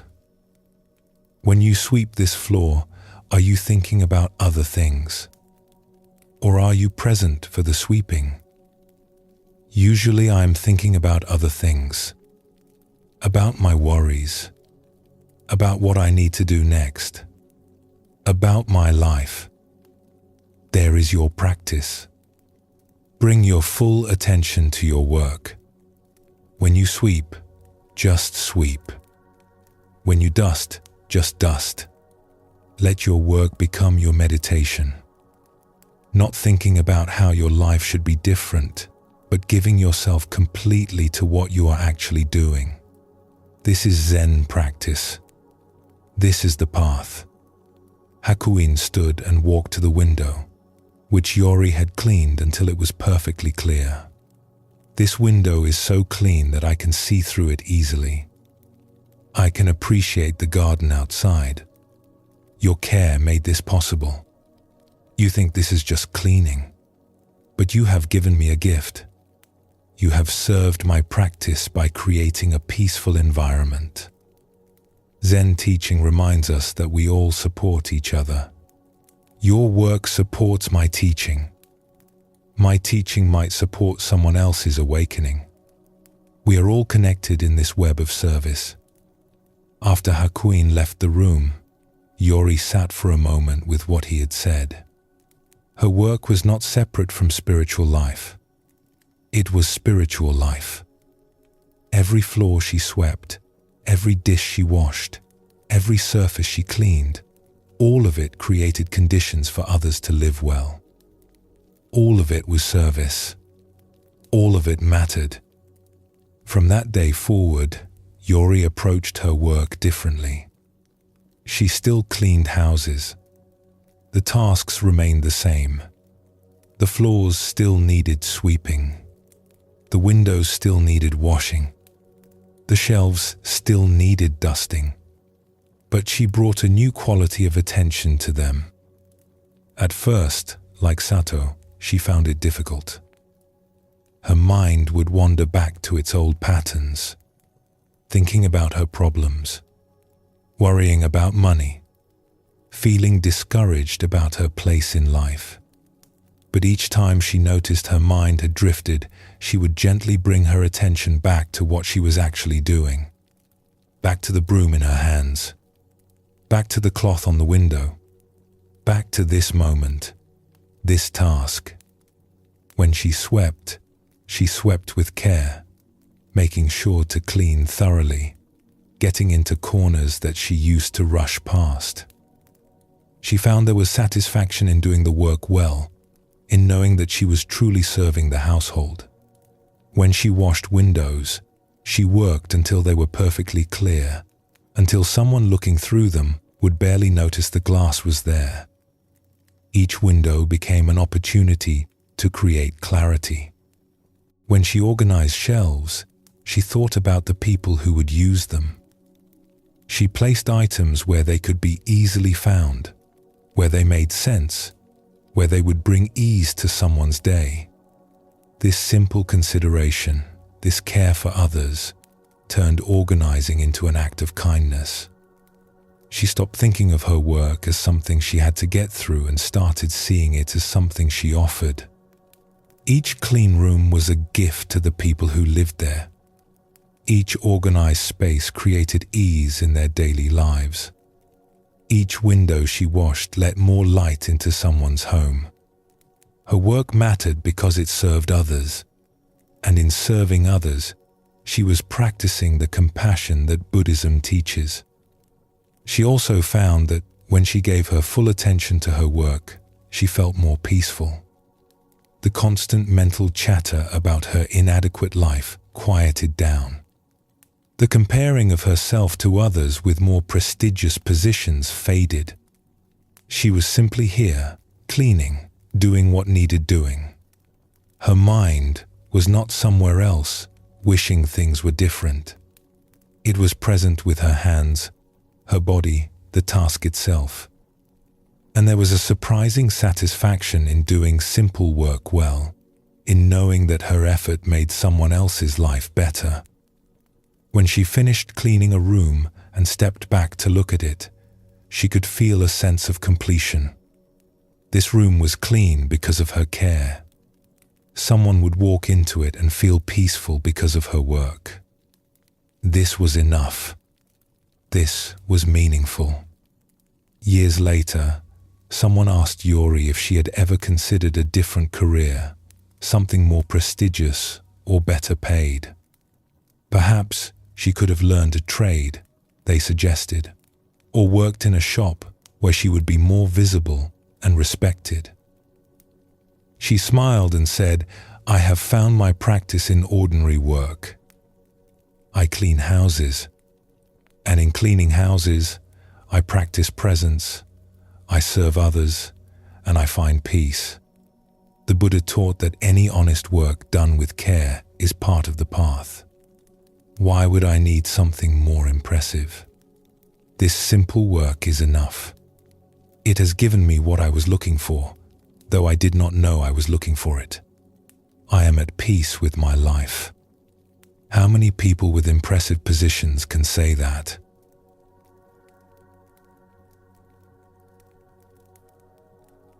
Both of these stories point to the same teaching. Buddhism shows us that we create unnecessary suffering when we rank our activities into important and unimportant, sacred and mundane. Every activity, no matter how simple or ordinary, becomes sacred when we bring full presence to it. Every moment of honest work done with care is spiritual practice. Zen masters have always emphasized this. They would tell students that carrying water is the same as chanting sutras, that chopping vegetables is the same as studying texts, that cleaning floors is the same as sitting in meditation. Not because these activities are identical in form, but because they all offer the same opportunity to be fully present, to serve with care, to practice awareness in action. The Buddha taught about right livelihood as part of the Eightfold Path. Work that serves others and causes no harm is not separate from spiritual practice. It is spiritual practice. A cleaner who brings full attention and care to their work is practicing Buddhism just as truly as a monk sitting in a meditation hall. The form is different, but the essence is the same, which is present awareness expressing itself through action. The sacred is not something we need to seek in special places or special practices. It is right here in our ordinary life, waiting for us to recognize it. When we stop dividing our life into spiritual moments and mundane moments, when we bring our whole attention to whatever we are actually doing, every moment becomes an opportunity for practice. Every activity becomes holy. Every task becomes a teacher. The Buddha taught his disciples to practice mindfulness in all activities. Walking, standing, sitting, lying down. Eating, drinking, speaking, working. Nothing was excluded. Nothing was considered too mundane for practice. He did not create a hierarchy where some activities were spiritual and others were not. All of life was the field of practice. This is the gift of ordinary mind. It shows us that we are always in the middle of our spiritual life, not waiting for it to begin. We only need to wake up to what we are actually doing and give it our complete attention. The dishes in the sink, the floor that needs sweeping, the work that waits for us, all of this is not keeping us from practice. It is the practice itself if we bring ourselves fully to it. Take a gentle breath now. Whatever activity you will do next, whether it seems important or mundane, see if you can bring your full attention to it. Let it be your practice. Let it be sacred simply because you are fully present for it.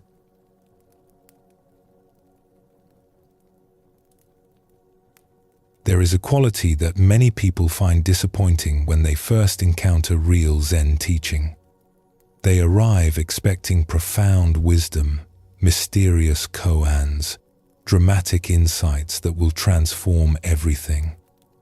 What they often receive instead is simple, direct instruction that sounds almost too ordinary to be valuable. Drink your tea. Sweep the floor. Pay attention to what you are doing. A student once traveled for months to meet a famous master. When he finally arrived and asked for the deepest teaching, the master said, "Have you eaten breakfast?" The student said yes. The master replied, "Then go wash your bowl." The student was confused and frustrated. He had journeyed so far for this, but the master had given him exactly what he needed, though it would take years for him to understand it. Zen teaching points again and again to the ordinary as complete in itself, not as a stepping stone to something better, not as practice for some future attainment, but as already whole, already perfect, already enough. This is difficult for us to accept because we have learned to always reach for something more impressive, something special, something that will set us apart or make us feel significant. Buddhism teaches that this reaching itself creates suffering. We are never satisfied with what we have because we believe satisfaction lies in something we do not yet possess. We cannot rest in the ordinary because we have decided the ordinary is insufficient. We keep seeking the extraordinary, not realizing that the search itself prevents us from recognizing the completeness of what is already here. The highest teaching in Zen is sometimes called nothing special. Not because it lacks depth or value, but because it points to reality as it actually is, stripped of our ideas about what it should be. When we stop adding our fantasies and expectations on top of life, what remains is simple, direct, and completely sufficient. There was once a student named Mina who had been practicing at a temple for 3 years. She was sincere and dedicated, attending every teaching session, sitting in meditation daily, studying the texts carefully. She had learned many sophisticated concepts about emptiness and Buddha nature and enlightenment. She could discuss these ideas with intelligence and insight. But Mina felt frustrated. Despite all her learning, despite her dedicated practice, she did not feel enlightened. She did not feel transformed. She still experienced ordinary thoughts and feelings, ordinary problems and concerns. She had expected that by now, after 3 years of serious practice, something dramatic would have shifted. She would feel different, special somehow, marked by her spiritual progress. The temple had a teacher named Master Fuji who lived in a small cottage at the edge of the grounds. He was very old now and rarely gave formal teachings anymore. But he was still respected as someone who had deep understanding. Mina decided to visit him and ask for guidance. Perhaps he could tell her what she was missing, what additional practice she needed to achieve the transformation she sought. She found him sitting outside his cottage in the afternoon sun, drinking tea. The setting was completely ordinary. No incense burning, no special cushions or altars. Just an old man sitting on a simple wooden bench with a cup of tea, watching birds move through the trees. Mina approached and bowed respectfully. "Master Fuji, may I speak with you?" "Of course." "Sit down. Would you like some tea?" Mina sat on the bench beside him. "Yes, thank you." He poured tea from a plain clay pot into a plain cup and handed it to her. The tea was simple green tea, nothing special. They sat quietly for a few moments, drinking. Mina waited for him to ask why she had come, but he seemed content to just sit and drink tea. Finally, Mina spoke. "Master, I have been practicing here for 3 years. I meditate every day. I study the teachings. I follow the precepts, but I do not feel any different than when I arrived. I thought spiritual practice would transform me, that I would achieve some special state of peace or wisdom. But I still feel like the same ordinary person I always was. What am I doing wrong?" Master Fuji sipped his tea slowly. "What did you hope to become?" "I do not know exactly. Someone wiser, more peaceful. Someone who has transcended ordinary concerns and touched something deeper." "I see. And right now, sitting here drinking tea, what are you experiencing?" Mina paused. "I am sitting here with you, drinking tea, feeling the warmth of the sun, hearing the birds. Is this not enough? But this is just ordinary experience. This is not enlightenment." Master Fuji smiled. "Who told you enlightenment is something other than ordinary experience? Who said it must be dramatic or special or make you feel transformed?" "Well, all the stories about the masters. They're great insights. They're awakening experiences. Surely enlightenment is something extraordinary. The stories you have heard, they make enlightenment sound impressive because stories require drama to be interesting. But the actual experience the masters pointed to is nothing dramatic at all. It is exactly this." He gestured to the tea, the afternoon, the simple fact of sitting here. Just this, without adding anything to it, without needing it to be special. Mina felt confused. "But I have been doing this my whole life. Drinking tea, sitting in the sun. If this is enlightenment, why did I need 3 years of practice?" "You have been sitting and drinking tea, yes. But have you been doing it without wanting it to be something else? Without judging it as insufficient? Without using it as an opportunity to think about more important things?" He looked at her directly. "Right now, as you drink this tea, are you actually tasting it? Or are you thinking about enlightenment and whether you have achieved it?" Mina realized he was right. Even now, sitting here, she was not really present. She was thinking about her practice, her progress, what she was lacking. She was using this moment to worry about other moments, to plan, to evaluate, to judge. She was here in body, but not in attention. Zen teaching shows us that the problem is not that we lack something special. The problem is that we cannot appreciate the ordinary because we are always reaching for something beyond it. Master Fuji finished his tea and set down the cup. You have spent 3 years practicing, which is good. But you have been practicing to become someone special rather than to fully be who you already are. You have been practicing to achieve extraordinary states rather than to wake up to ordinary life.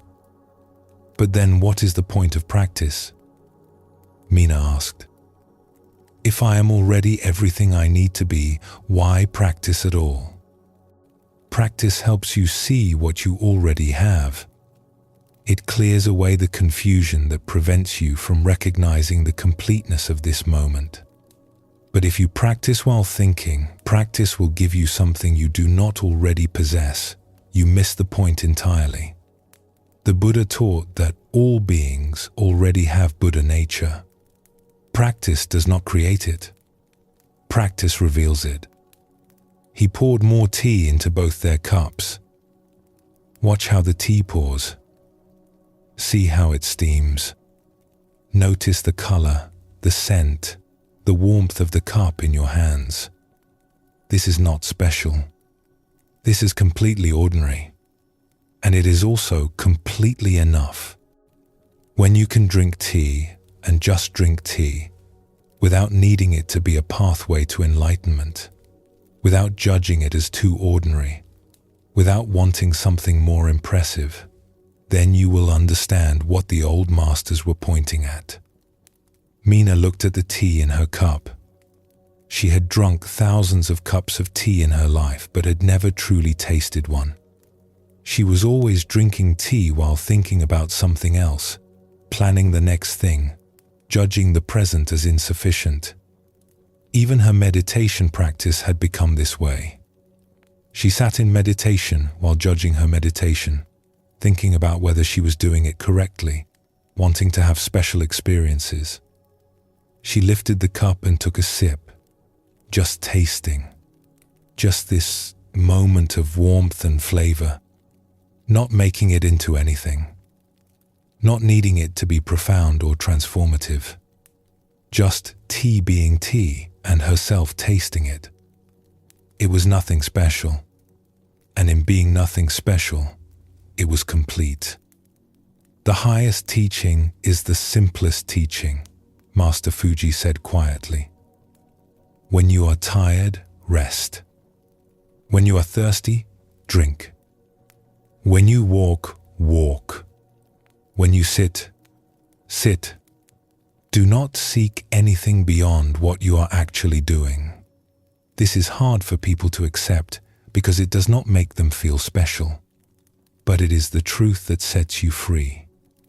Over the following weeks and months, Meena began to practice differently. She stopped trying to achieve special states in meditation and simply sat, being present for whatever arose. Sometimes her meditation was peaceful. Sometimes it was restless and uncomfortable. She stopped judging one as good practice and the other as bad practice. She simply sat, meeting whatever came. When thoughts arose about whether she was making progress, she noticed these thoughts without getting caught in them. When feelings of frustration or disappointment appeared, she let them be there without trying to fix them or push them away. She was learning to be present for her actual experience rather than the experience she thought she should be having. In daily life, she paid attention to simple things she had overlooked for years. The feeling of her feet on the ground as she walked, the taste of her food at meals, the sound of rain on the roof. Not because these things were profound or would lead to enlightenment, but simply because they were what was actually happening. She found that when she could stop adding her commentary and expectations to life, when she could let things be what they were without needing them to be impressive, there was a quality of peace that had been there all along, hidden under her constant striving for something better. The peace was not dramatic. It was not a special state. It was just the natural quiet that arose when her mind stopped fighting with reality. She continued to meditate, study, and practice. But now she was not practicing to become someone special. She was practicing to fully inhabit her ordinary life, her ordinary mind, her ordinary experience. And in that ordinariness, she found what she had been seeking in extraordinary experiences. Not because the ordinary had become extraordinary, but because she had stopped needing it to be anything other than what it was. She noticed that other students were still caught in the same trap she had been caught in. They would compare their progress to others. They would judge their meditation sessions as good or bad. They would talk about achieving enlightenment as if it were a prize to be won through effort. She understood now that this approach itself prevented them from seeing what was already here. One day, she returned to visit Master Fuji. She found him in the same place, sitting outside with tea, watching the afternoon unfold. The scene was identical to their first meeting. Nothing had changed externally, but everything had changed in how she met it. "Master, thank you for showing me what I could not see." He looked up and smiled. "I showed you nothing. It was always there. You only needed to stop looking past it for something more impressive. I understand now what you meant by nothing special.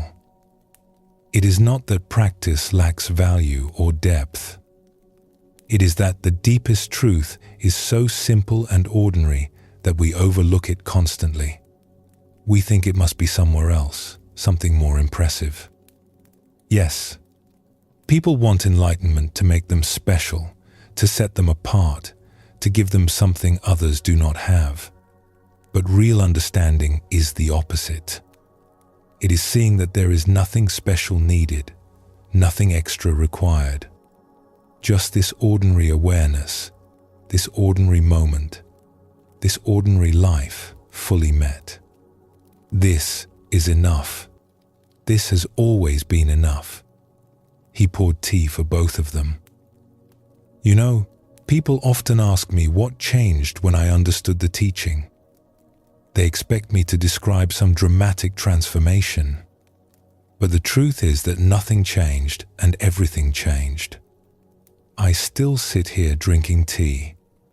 I still watch the birds. I still have an ordinary body that gets tired and an ordinary mind that thinks thoughts. But I stopped fighting with the ordinariness of it. I stopped needing it to be special. And in that acceptance, I found a peace that does not depend on circumstances being extraordinary." They sat together in comfortable silence, drinking tea in the afternoon sun. Two ordinary people having an ordinary afternoon. Nothing special. Everything complete.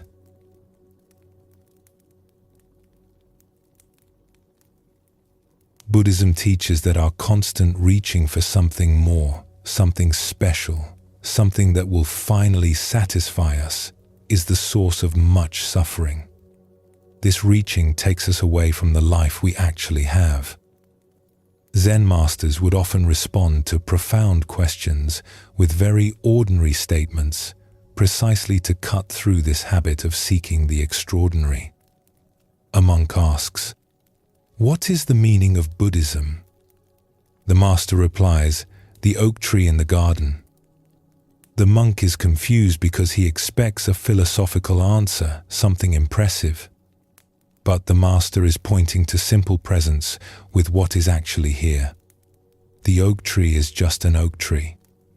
Buddhism is just this moment, just this awareness, just this life as it actually is.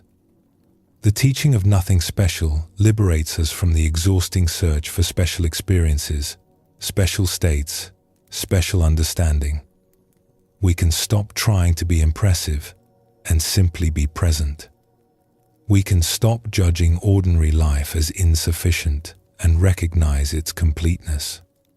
This does not mean we stop growing or learning. It means we stop treating the present as a problem that needs solving through future attainment. Here is another story that shows this teaching. In a small mountain village, there lived a warrior named Kuro who had trained in swordsmanship since childhood. He was skilled and disciplined, respected for his abilities. But despite his training, he did not feel at peace. In battle, his mind would become agitated. He would second-guess his movements. He would worry about the outcome even as he fought. Kuro heard of a swordsman named Takeshi who lived as a farmer in a remote valley. People said that Takeshi had once been a great warrior but had given up fighting to work the land. They also said that Takeshi possessed a secret understanding that made him unbeatable in combat, though he no longer sought combat. Kuro was curious. What understanding could a farmer have that a trained warrior lacked? He traveled to the valley and found Takeshi working in a rice field. The man was older, perhaps 50, with the weathered face and strong hands of someone who worked with soil. He was planting rice seedlings, moving steadily through the flooded field, pressing each small plant into the mud with careful attention. Kuro waited at the edge of the field until Takeshi noticed him. The farmer straightened and waded to shore. "Can I help you?" Takeshi asked. "I am looking for the swordsman Takeshi. I was told he lives here." "I am Takeshi. Though I have not held a sword in 15 years, I have come to learn from you. I am a warrior, but I lack peace in combat. My mind is troubled even as I fight. I heard that you possess special understanding." Takeshi smiled and looked back at his rice field. "I possess no special understanding. I plant rice. I harvest rice. I eat rice. This is my life now. But you were known as unbeatable. What was your secret?" "There was no secret. I simply fought without thinking about fighting. When I saw an opening, I moved. When I needed to defend, I defended. My mind did not interfere with my body's natural response. That is all." "But how did you achieve this? What practice allows the mind to become so clear?" Takeshi gestured to the rice field. "This practice, planting rice. When I plant, I am just planting. My mind is not elsewhere. It is here, with my hands, with the seedlings, with the mud. This is the same mind I used in combat. Not a special mind, just a mind that is present for what it is actually doing." Kuro felt disappointed. "But that is just ordinary work. That is not a warrior's practice. You asked me about peace in combat. I am telling you the truth. The mind that plants rice peacefully is the same mind that fights peacefully. There is no special warrior mind separate from ordinary mind.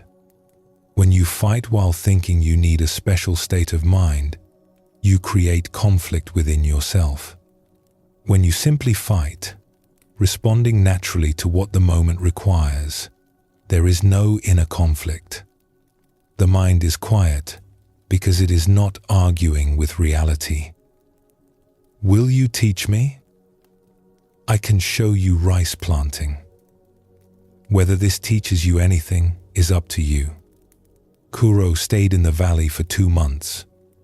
Each day, he worked beside Takeshi in the fields. At first, his mind was busy with frustration. This was not what he had come to learn. He was a warrior, not a farmer. He wanted secret techniques, special training methods, insights into combat that would give him an advantage. Not muddy work in rice fields that seemed completely unrelated to swordsmanship. He would plant the seedlings while his mind complained. "This is a waste of time. I should be training with my sword. What does rice farming have to do with combat?" His body was in the field, but his attention was elsewhere, arguing with the situation, judging it as wrong. But gradually, as the days passed and he continued working, something began to shift.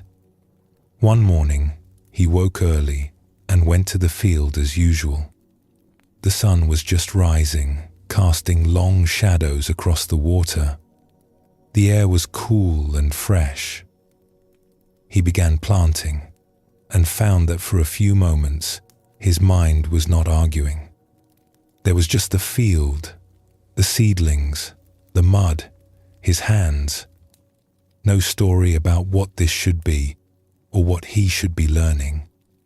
Just this moment, this task. The feeling did not last long. Soon his thoughts returned, commenting and judging. But he had glimpsed something. A quality of simple presence that he rarely accessed in his warrior training, where he was always trying to be better, faster, more skilled. As the weeks continued, those moments of simple presence became more frequent. He noticed that when his mind was quiet like this, his body knew what to do. His hands found their rhythm without his thinking about rhythm. He could sense when a seedling was planted firmly and when it needed adjustment, not through analysis, but through direct perception. He was responding to what was actually happening rather than what he thought should be happening. He began to see that this was exactly what Takeshi had meant about combat. In fighting, when his mind was busy with thoughts about winning or losing, about how he looked or what others thought, about fear or pride, his natural capacity to respond was blocked. But when he could simply be present for what was actually happening, his training could express itself naturally.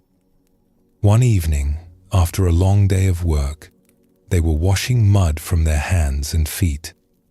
Kuro said to Takeshi, "I am beginning to understand. The peace I sought in combat is the same peace I find when I can simply plant rice without my mind creating problems. When I stop fighting against what I am doing and just do it, everything becomes simpler." Takeshi nodded. Buddhism teaches that our suffering comes from our mind fighting against reality. When planting rice, if your mind says this work is beneath you or this is not what you came to learn, you suffer. When fighting, if your mind says you should not feel afraid or you must win or you must perform perfectly, you suffer. The activity does not create the suffering. Your mind's resistance creates it. So the practice is simply to be present for what I am actually doing, without my mind adding commentary or judgment. That is it. Nothing special. Just this moment, fully met. When you fight with this mind, you do not fight from fear or pride or the need to prove something. You simply respond to what the situation requires. This is what people saw in my swordsmanship. Not special technique, but simple presence. I was not trying to be impressive. I was just doing what needed doing. But this seems too simple to be the answer. Surely there must be more to it than just being present. Takeshi laughed. That is what everyone says.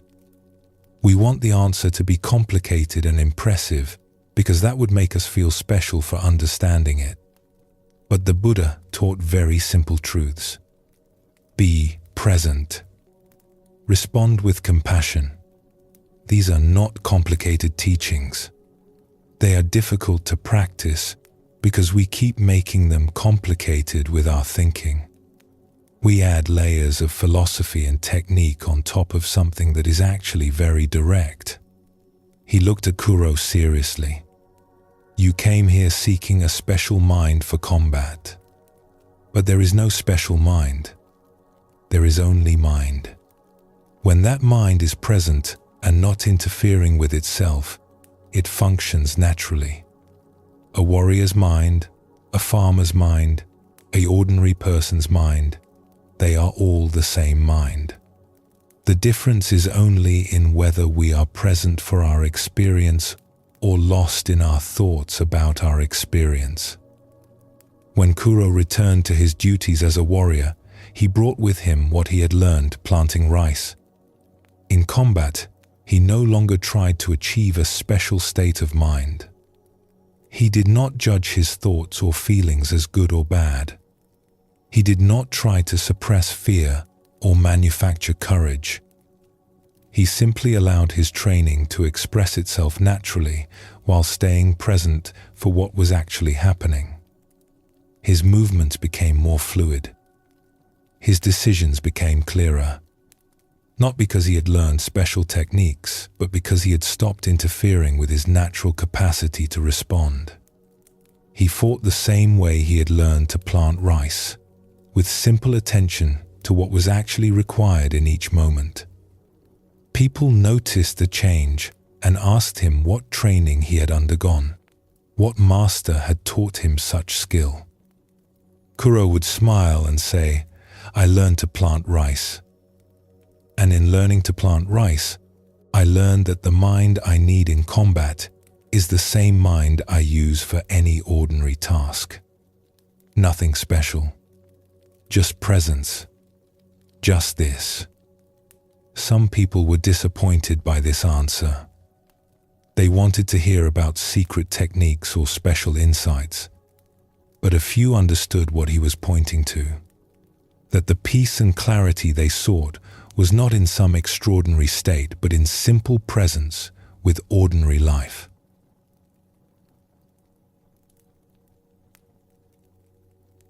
Both stories point to the same teaching. We seek something special, something that will make us different or better or finally satisfied.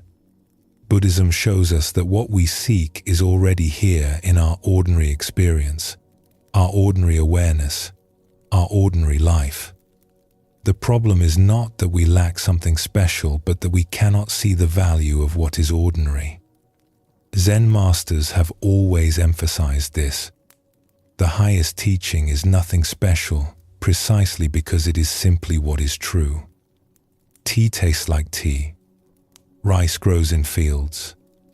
Awareness is aware. We do not need to add anything to this or make it into something impressive. It is already complete. When we can let our ordinary life be ordinary without judgment, without comparison, without needing it to be special, we discover a peace that does not depend on circumstances being extraordinary. We can find completeness in simple moments. We can rest in ordinary awareness. This is the gift of nothing special. It shows us that we already have everything we need. Take a gentle breath now. This moment is nothing special. It is just this moment. And in being just this moment, it is already complete.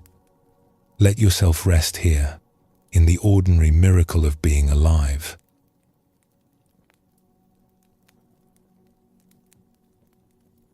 We have walked together through many facets of ordinary mind tonight. We have seen how it asks us to respond naturally rather than complicating the simple. How it shows us that what we seek is already present in our everyday awareness. How daily tasks and spiritual practice are not two different things. All of these point to one understanding. The life you are living right now, with all its ordinary moments and simple tasks, is not preparation for some future spiritual attainment. It is not a waiting room where you mark time until real life begins. This is it. This ordinary life, this ordinary mind, this ordinary moment, already whole, already complete, already home.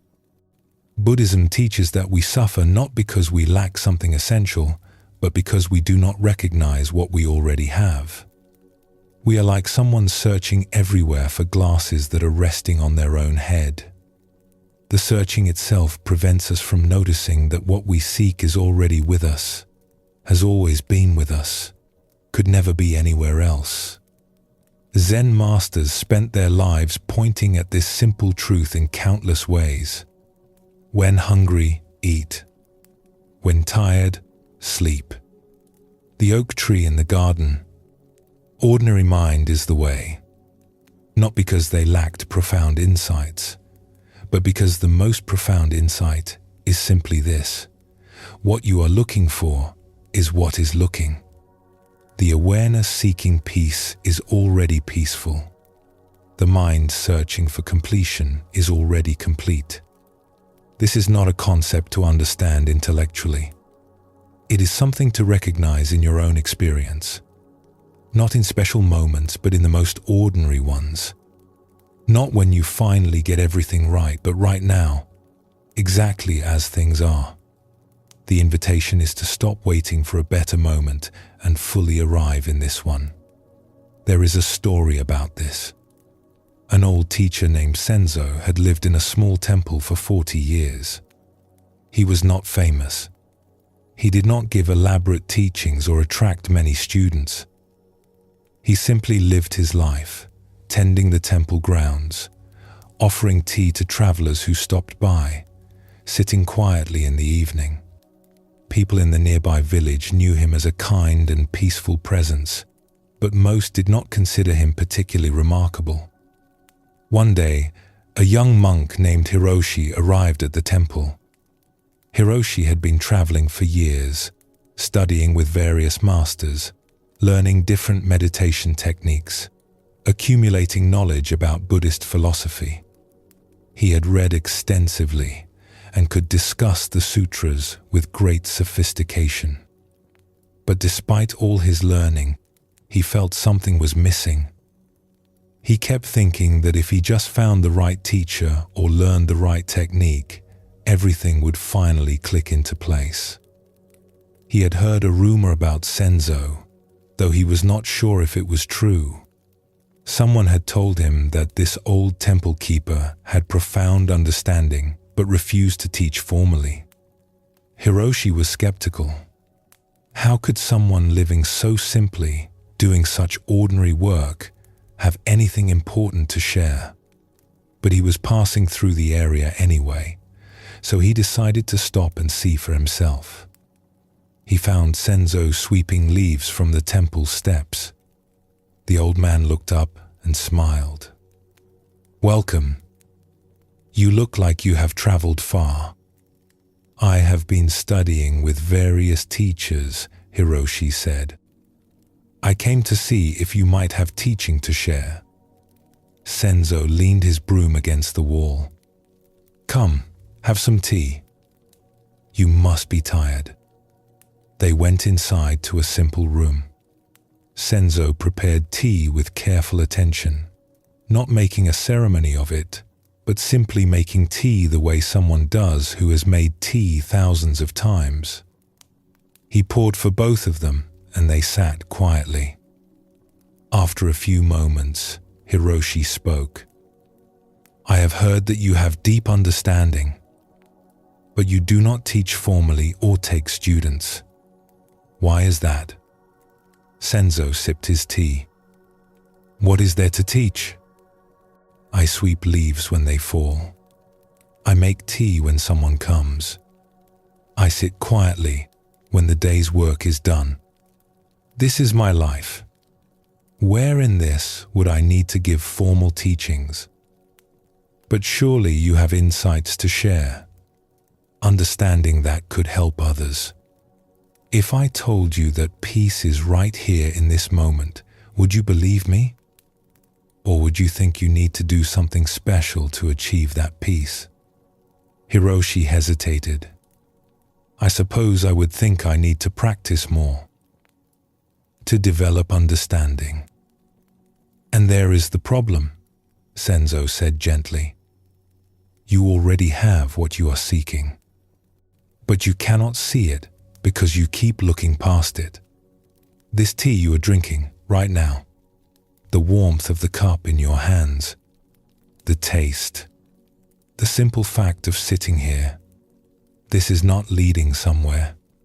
This is already where you need to be. But this is just drinking tea. This is not enlightenment. Senzo smiled. Who told you enlightenment is something other than this? Who said it must feel special or look impressive? The Buddha taught that all beings possess Buddha nature. Not that they will possess it after years of practice. They already have it. The question is whether they can recognize it in their ordinary experience. He refilled both their cups. You have been traveling for years, seeking teaching. And I am sure you have learned valuable things. But has all that seeking brought you peace? Or has it just convinced you that peace is always somewhere else, with some other teacher, after some other practice? Hiroshi felt something stir in him. It was true. Each teacher he studied with had something valuable to offer, but he always left thinking the real teaching was somewhere else. Each technique he learned seemed promising at first, but then he would hear about a different technique that sounded better. He had been seeking for so long that seeking had become his identity. He did not know how to stop. How did you learn to be content with such a simple life? Hiroshi asked. I did not learn contentment. I stopped creating discontent. That is different. For many years, I was like you. I studied and practiced and sought understanding. I believed that if I just worked hard enough, I would achieve something special. But the harder I tried, the more exhausted I became. Finally, I was so tired that I simply stopped. And in that stopping, I noticed something. What did you notice? That the life I was living while seeking something better was already complete. That the mind I was trying to improve was already functioning perfectly. That the moment I was rushing through to get to the next moment already contained everything I needed. I did not need to become someone different. I only needed to stop fighting with who I already was. Senzo stood and walked to the window. Outside, birds were moving through the trees. Look at those birds. They do not practice being birds. They simply are birds, completely and naturally. When they are hungry, they look for food. When they are tired, they rest. They do not worry about whether they are being good birds or achieving their bird potential. They simply live. He turned back to Hiroshi. Zen teaching points us toward this same naturalness. Not the thoughtless existence of animals, but the natural functioning of human awareness when we stop interfering with it. You do not need to become enlightened. You need to stop pretending you are not already what you are. Hiroshi sat with this for a long moment. Can I stay here for a while? Not to learn from you formally, but just to be here? Of course. There is always work to do. Leaves to sweep. Vegetables to tend. Meals to prepare. You are welcome to help with any of it. Hiroshi stayed at the temple for 3 months. Each day, he helped Senzo with the simple tasks of maintaining the place. Sweeping, cleaning, cooking, repairing things that broke, working in the small garden. Nothing impressive or spiritual, just ordinary work done with ordinary attention. At first, Hiroshi kept waiting for the real teaching to begin. Surely Senzo would eventually sit him down and share profound insights. Surely there would be special meditation instructions or deep philosophical discussions. But the old teacher just went about his life. He would make comments sometimes while they worked, small observations about what they were doing or what was happening around them, but nothing that seemed like formal teaching. Hiroshi found this frustrating. He had traveled so far, studied with so many teachers. Here he was with someone who supposedly had deep understanding, and all they did was sweep leaves and prepare meals. His mind would argue as he worked. This is wasting time. I should be meditating or studying texts. How is chopping vegetables supposed to lead to enlightenment? But as the days passed, something subtle began to shift. He noticed that when he was caught in this mental argument, the work felt like a burden. Time moved slowly. He felt restless and dissatisfied. But occasionally, his mind would quiet. He would simply be chopping vegetables, his attention fully absorbed in the task. The knife moving through the carrot, the clean sound of each cut, the pile of sliced vegetables growing. In those moments, time disappeared. There was just this, and there was a peace in it that his years of formal practice had rarely given him. He began to notice how Senzo worked. The old man never seemed to rush, but he also never seemed to waste motion. When sweeping, he swept thoroughly, giving attention to corners that Hiroshi would have overlooked. When preparing tea, he moved with care, not making a ceremony of it, but simply doing each action fully. When someone from the village stopped by to talk, Senzo gave them his complete attention, not thinking about what he needed to do next. There was something in the way Senzo lived that Hiroshi had never seen in any teacher. It was not impressive. It was not dramatic. But there was a completeness to it, a quality of being fully present for whatever was happening, that Hiroshi had been seeking without knowing what he was seeking. Gradually, Hiroshi began to notice something. When he was fully engaged in the work, when his mind was not somewhere else thinking about practice or progress, there was a quality of peace that arose naturally. Not because the work was special, but because his mind was not fighting with the situation. He was simply here, doing this, now. His years of meditation practice had given him tools, yes, but he had been using those tools to try to achieve something rather than to simply be present. One morning, he was raking the garden while Senzo planted new seedlings. The work was quiet and absorbing. At some point, Hiroshi realized he had not thought about enlightenment or progress for over an hour. He had just been raking. His mind was clear and his body was engaged. This was what he had been seeking through all those techniques and teachings. Not a special state, but simple presence with ordinary activity. One evening, they were sitting outside after dinner, watching the sun set behind the mountains. The sky was painted with orange and pink. Hiroshi said, "I think I am beginning to understand what you meant. You have been teaching me all along. Not through words, but through how you live. Through showing me that peace is not in special practices, but in how we meet ordinary moments." Senzo nodded. The teaching is not separate from living. Buddhism is not something you do for an hour each day and then set aside. It is how you meet each moment, how you respond to what arises, how you treat yourself and others, how you work and rest and simply be.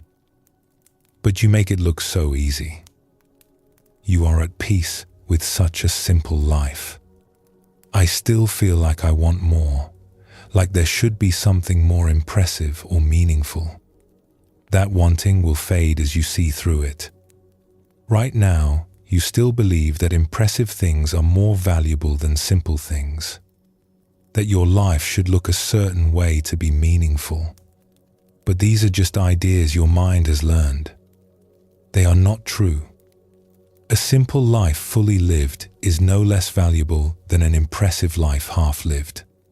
The value is not in what you do, but in how present you are for whatever you are doing.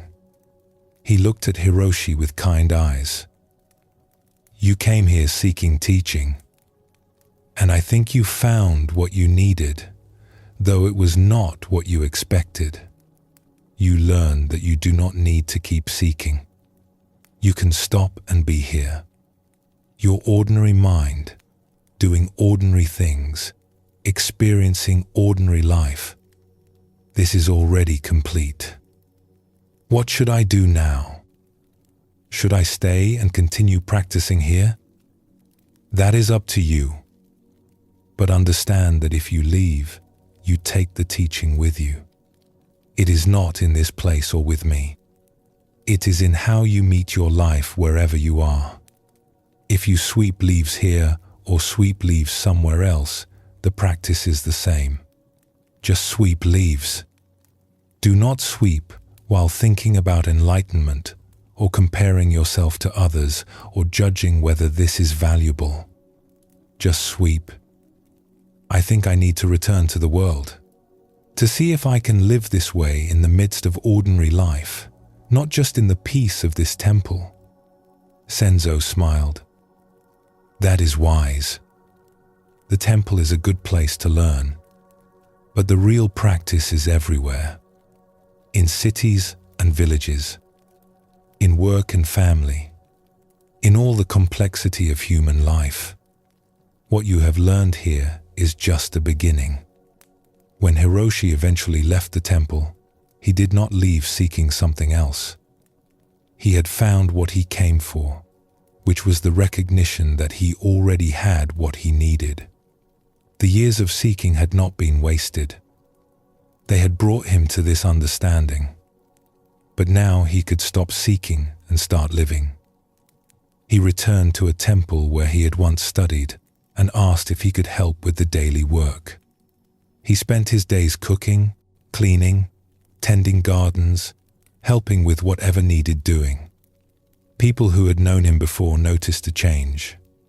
He seemed more settled, more at peace.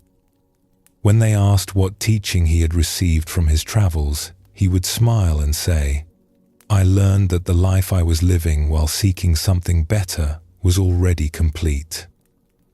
That this ordinary mind is enough. That each moment is the arrival I was seeking."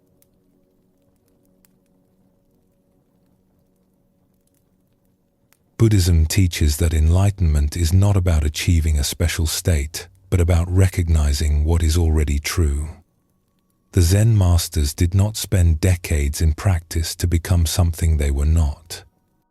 They practiced to see through the illusions that prevented them from recognizing what they already were. This is why the teaching keeps pointing back to ordinary life. Not because ordinary life leads to enlightenment, but because ordinary life, fully met, is the expression of enlightenment. There is nowhere else to look, nothing else to achieve. Just this moment, this breath, this ordinary awareness. All the teachings we have explored tonight are really one teaching looked at from different sides. When hungry, eat. Your everyday mind is the path. Before enlightenment, chop wood. The sacred in the mundane. Nothing special.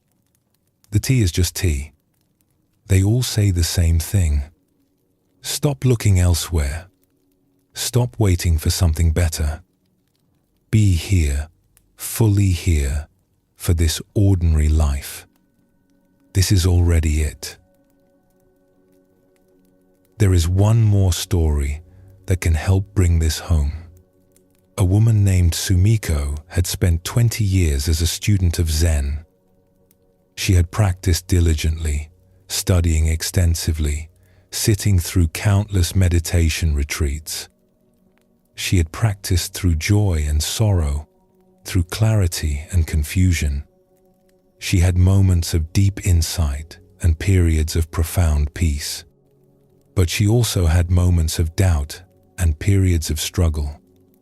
Through it all, she kept practicing, kept seeking, kept trying to deepen her understanding.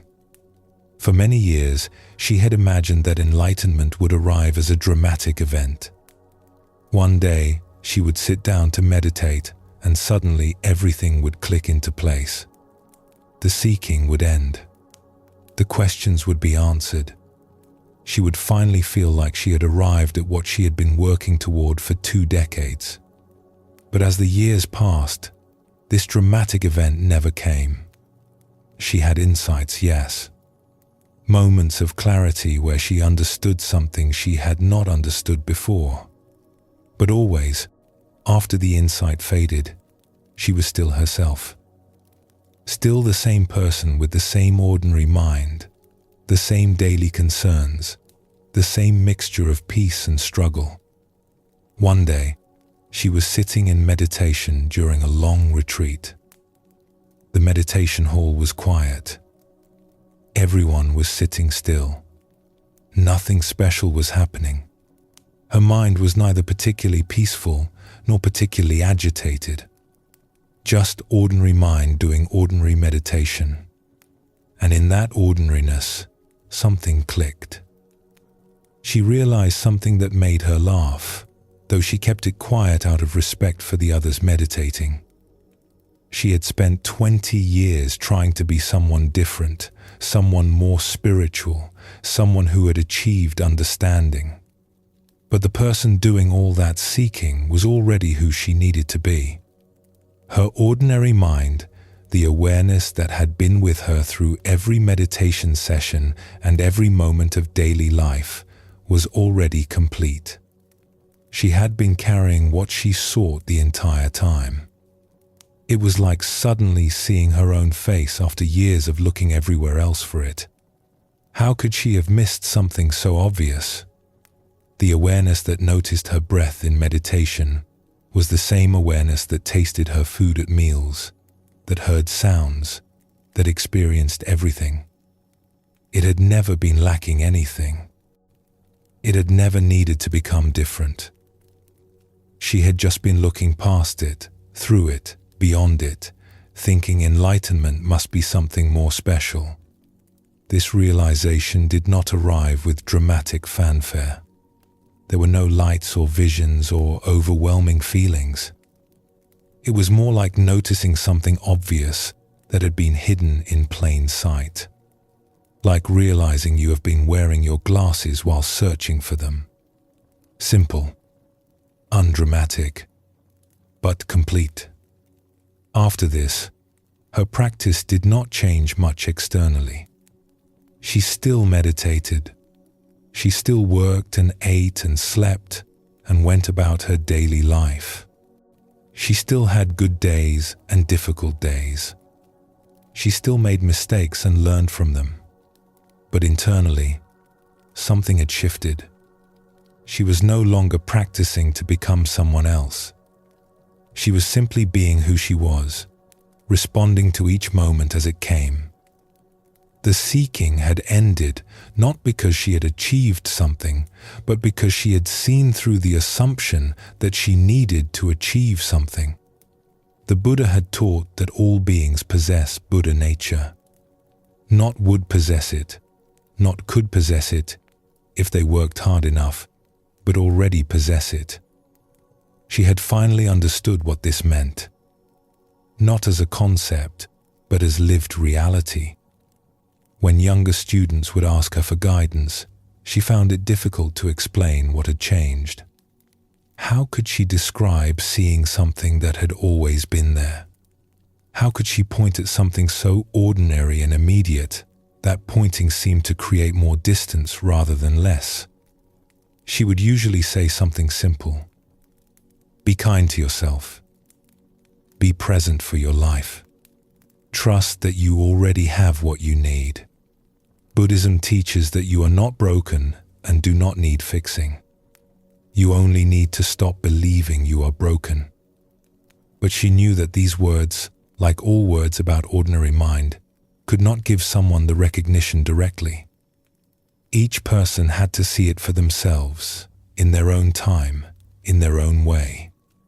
What she could do was live in a way that demonstrated the teaching. Not through being impressive or special, but through being fully present for ordinary life. through meeting each person with attention, through doing simple tasks with care, through not needing anything to be different than it was, through showing that a life of practice did not make you special or set you apart, but brought you more fully into simple human presence. People would sometimes say to her, "You seem so peaceful. What practice do you do?" She would smile and say, "I wash dishes when dishes need washing. I work when work needs doing. I rest when I am tired. This is my practice." Zen teaching shows us that the secret is there is no secret. Just this ordinary life, fully lived. Buddhism teaches that the best teaching is often silent. The way someone lives their life speaks more clearly than any words they might say. When you meet someone who is at peace with their ordinary life, who does not need things to be special or impressive, who brings full presence to simple moments, something transmits that cannot be put into words. You feel the possibility of living that way yourself. This is what the old masters offered. Not complicated philosophy or special techniques, but a demonstration of human life fully lived. Ordinary mind in action. Nothing held back. Nothing performed. Just presence. Just response. Just this.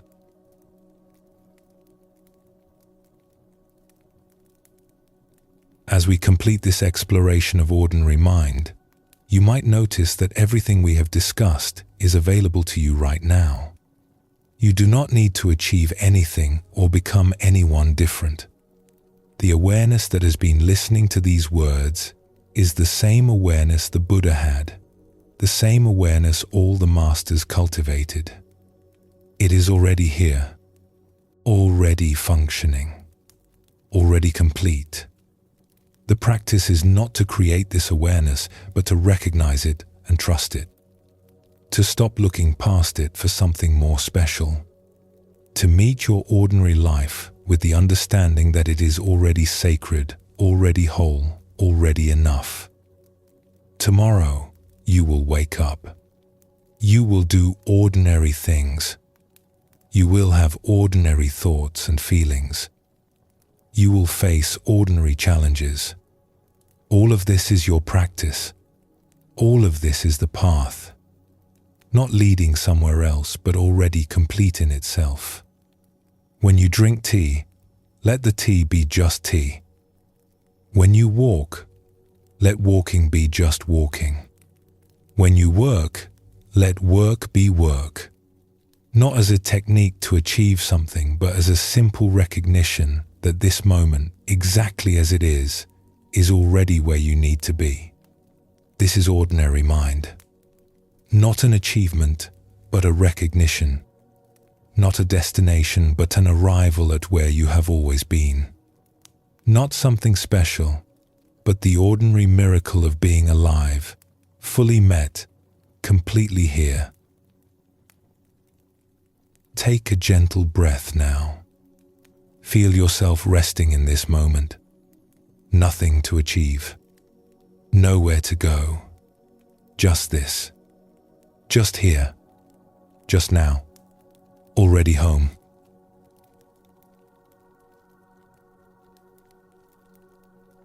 As we come to the end of our time together tonight, take a moment to notice where you are.